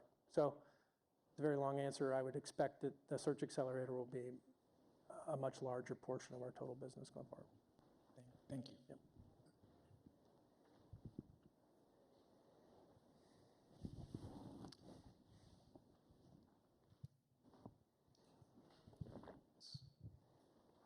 More questions on the warranty business. I was wondering if you could just help us understand the economics there in a little bit more detail. It is economically an insurance business, so maybe you could kind of talk about how often claims are made, the severity of the magnitude of those claims on average, loss ratios, those types of things that we normally think of when we think of kind of an insurance business, even though I know that these are a bit different than what we're used to. You want to take that one? Yeah, sure. So kind of a simple example, touched on it earlier, is so we'll go out and we'll sell a policy, say for $2,000.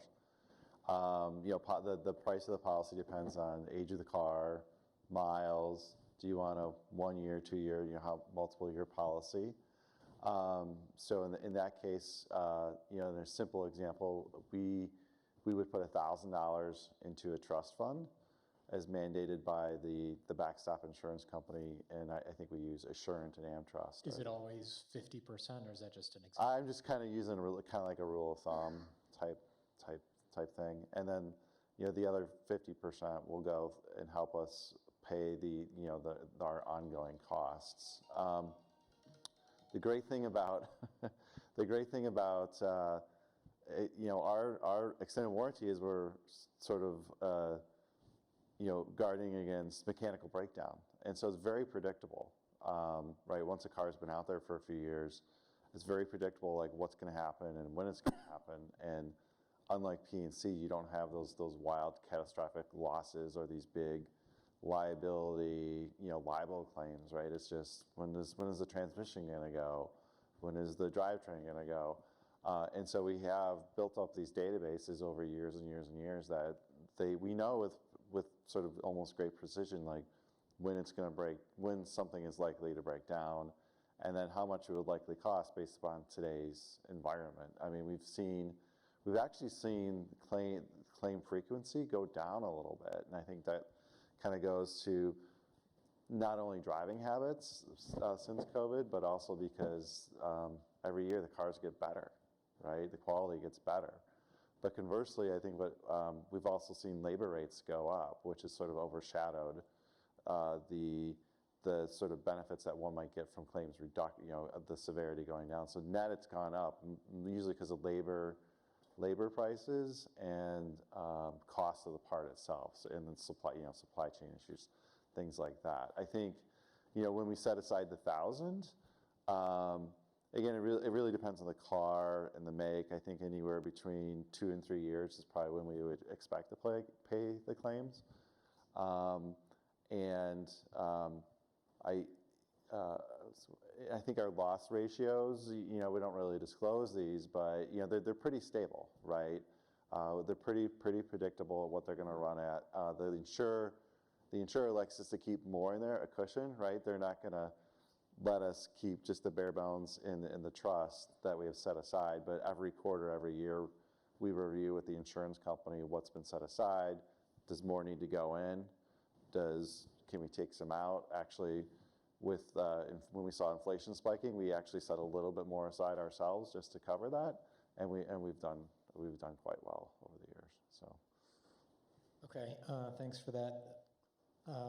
Separately, on the search accelerator side of the business, what is your framework for allowing or not allowing the operators to reinvest their cash flow?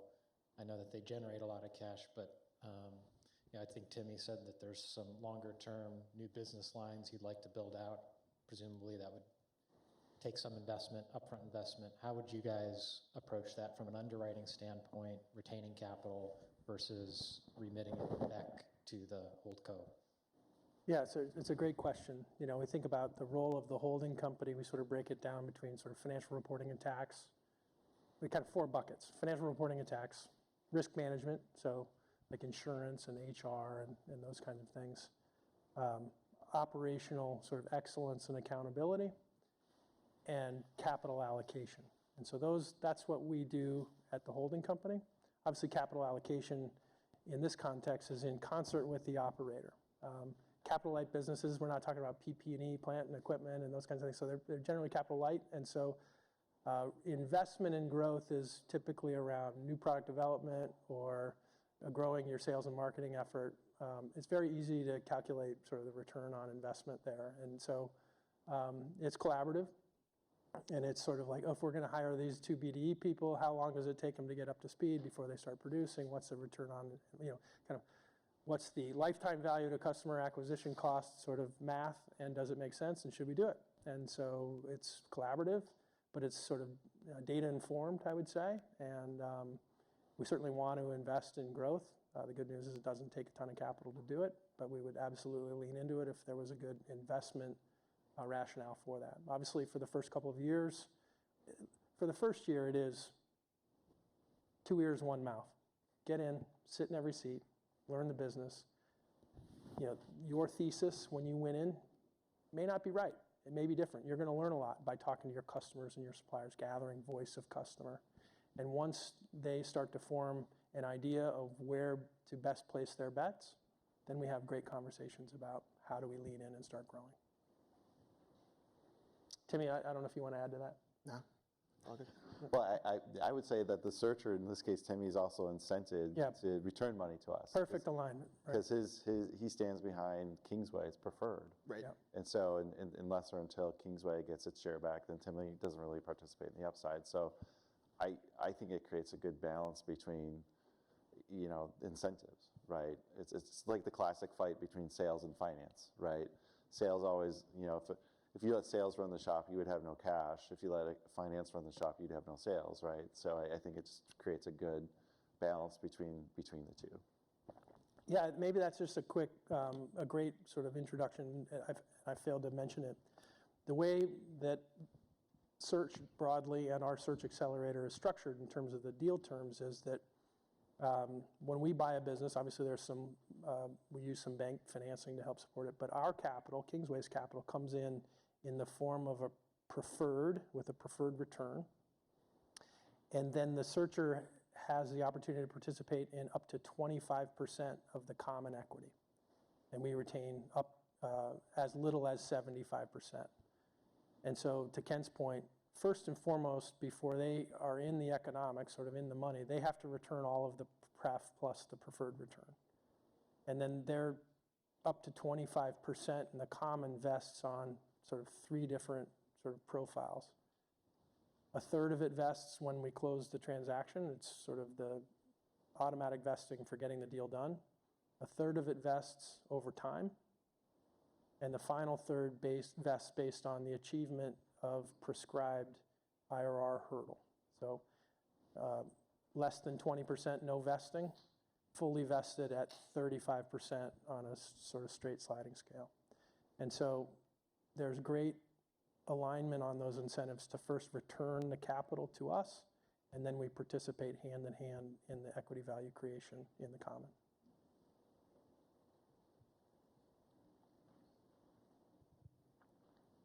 Hey guys, Adam Patinkin at David Capital in Chicago. Sorry, it's very loud.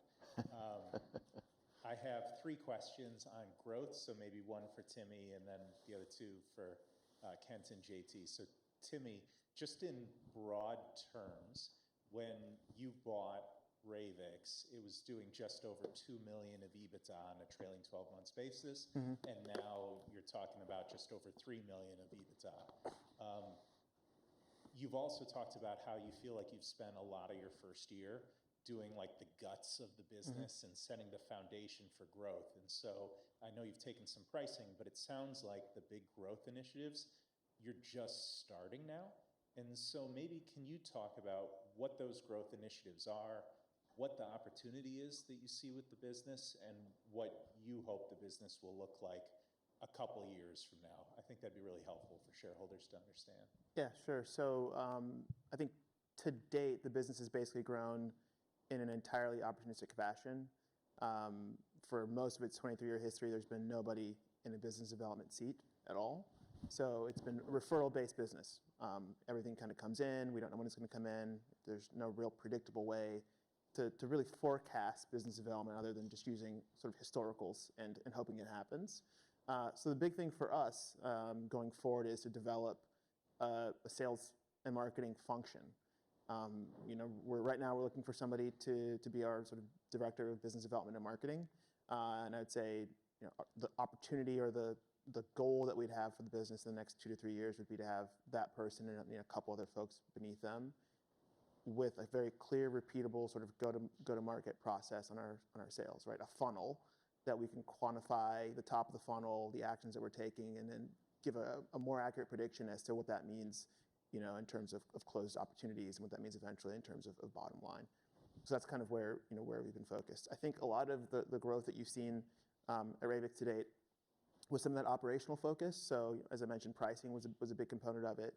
Another big component of it was compensation plans. So we spent quite a bit of time making the compensation plans for some of the more senior team very much performance-based, which greatly reduced what our bonus expenses would have been on the sort of, if I had maintained the plans when we acquired the business.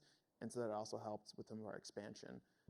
But in terms of really going out and seeking new business, we haven't really done much there. So I think there's just a lot of opportunity for us to grow, top line number of customers and just.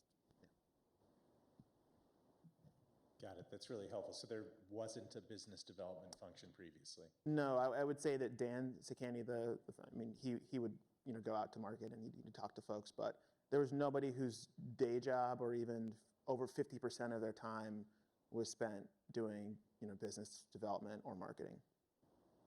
Yeah, I'd say Dan maybe spent about a third of his time doing that, and everybody else was just whatever kind of came in through the referral networks. Got it. Okay, that's helpful. JT and Kent, so I guess the two questions on growth for you guys. So first, if you were to look back 6 months ago, you had 3 searchers. Now you have 4 searchers plus Charles, so 4.5. I don't know how you what Charlie is. And it also seems like you've built an organization that would be really attractive to searchers to come and join your platform. I mean, you just look at the pedigree of the folks that you've attracted, but all the infrastructure you have, giving the same economics, all of those things. How many searchers do you think you guys can handle at once? And what infrastructure, additional infrastructure do you need to go? I mean, can you have 6 searchers? Can you have 8? Can you have, what do you need to do to build an organization that can have, an even higher kind of throughput? I know you've built the plane and now you're trying to fly it. I guess I'm asking, can you put thrusters on it and fly it even faster? But how do you think about that?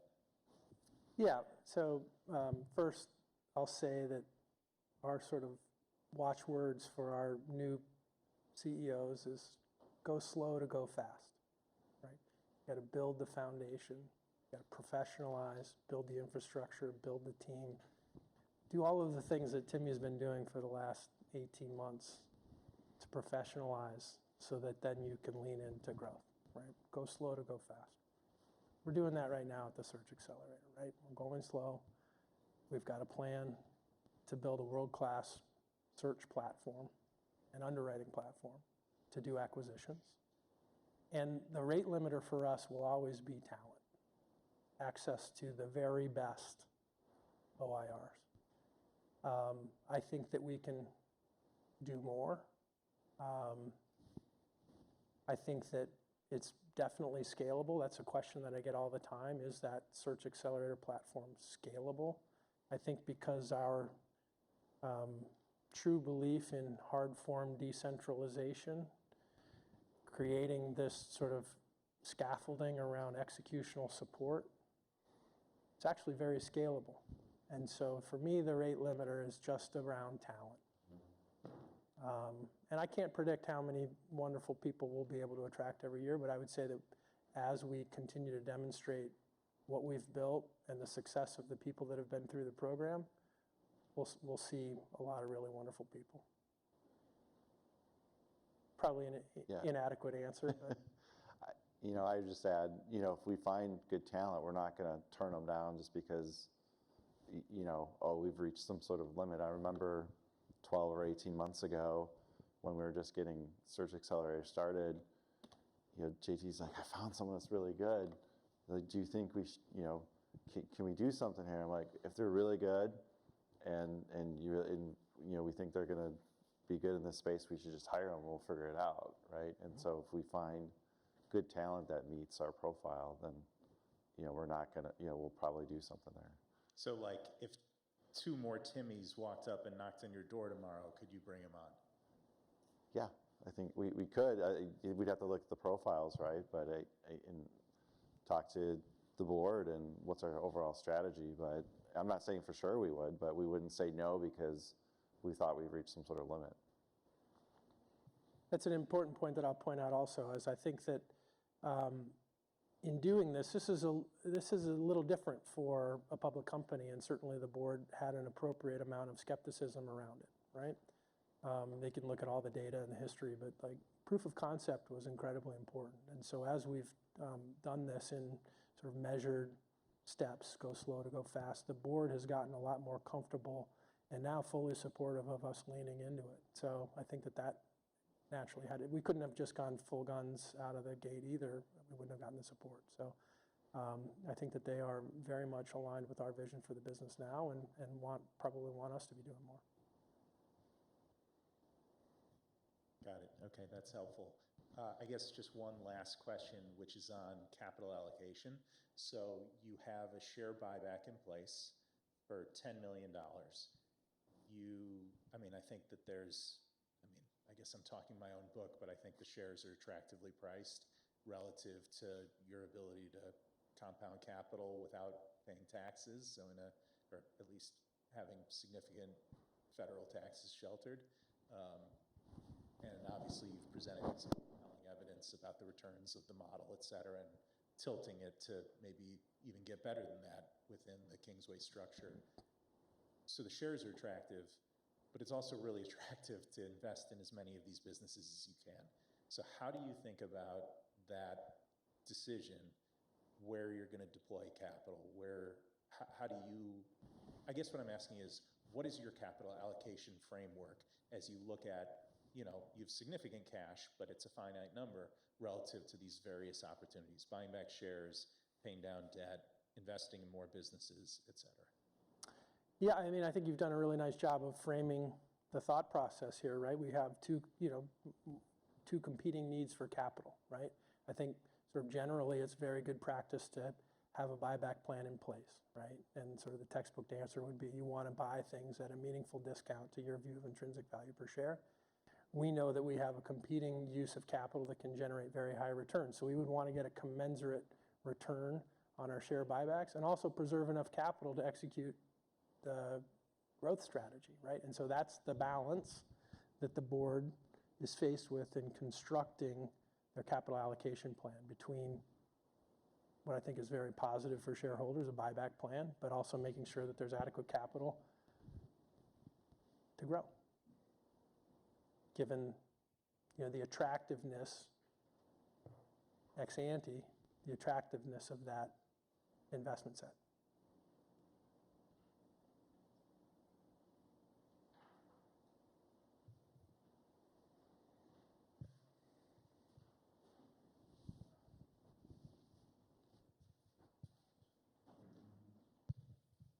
Hi, just one more question from me. We're obviously talking a lot about some of the success stories of these search investments, but I'd be curious to understand what happens when things go wrong, and what are Kingsway's rights when they want to exit an investment or they think it's time to cut bait and move on? Yeah, I guess contractually, I think as the majority shareholder, we obviously contractually have a lot of rights. That said, these are partnerships. I think that generally our view would be if the business is operating and performing well, it really comes down to whether or not the searcher operator wants to continue to run the business. I think it's generally our view that if they reach a point where they say, I think it's time for me to seek liquidity, we would more likely than not support that. I don't think, we're investing in talent first. This is a talent first model. And so if they decide that it's time to move on, then it probably makes sense for us to move on too. So I don't envision a scenario where a searcher wants to sell and we don't for that reason. Certainly one could anticipate that we'll buy a business and the searcher isn't executing, or the business isn't performing to expectations, and we run through some tough times. I think that we would always still, again, approach it from talent first. Are we in this because we did something wrong in the underwriting and it's a bad deal, but the searcher is doing a great job trying to manage through it? In that case, we would absolutely continue to support and have those tough conversations about, should we just cut bait and move on? I always say to all of our guys, they are the largest investor in these acquisitions, because it's true. We are the capital provider. It's our equity, but they're investing their entire career in this. And think about the opportunity cost of the career of Timmy, right? Who came from McKinsey, Harvard Business School, Stanford Masters in Engineering, to come and run a small business. They're the largest investor. And so if it's not going great, the opportunity cost of them staying in it continues to compound. And so it will be that type of conversation. Do you still want to do this? If yes, then let's, and you're doing all the right things, we're going to continue to support it. If no, cut bait. I think we're just about out of time with the room. Yeah, Yep. we hit time. They may be kicking us out soon. Okay. We appreciate all your questions, and I think we'll be milling around a little bit afterwards too. And there's a cocktail hour that we're hosting tonight at 5 o'clock. And James, you'll have to remind me of where that is. 230 Fifth Avenue, rooftop, located at 230 Fifth Avenue. 5 p.m. You're all welcome. So please Love to see join you. us. So thank you.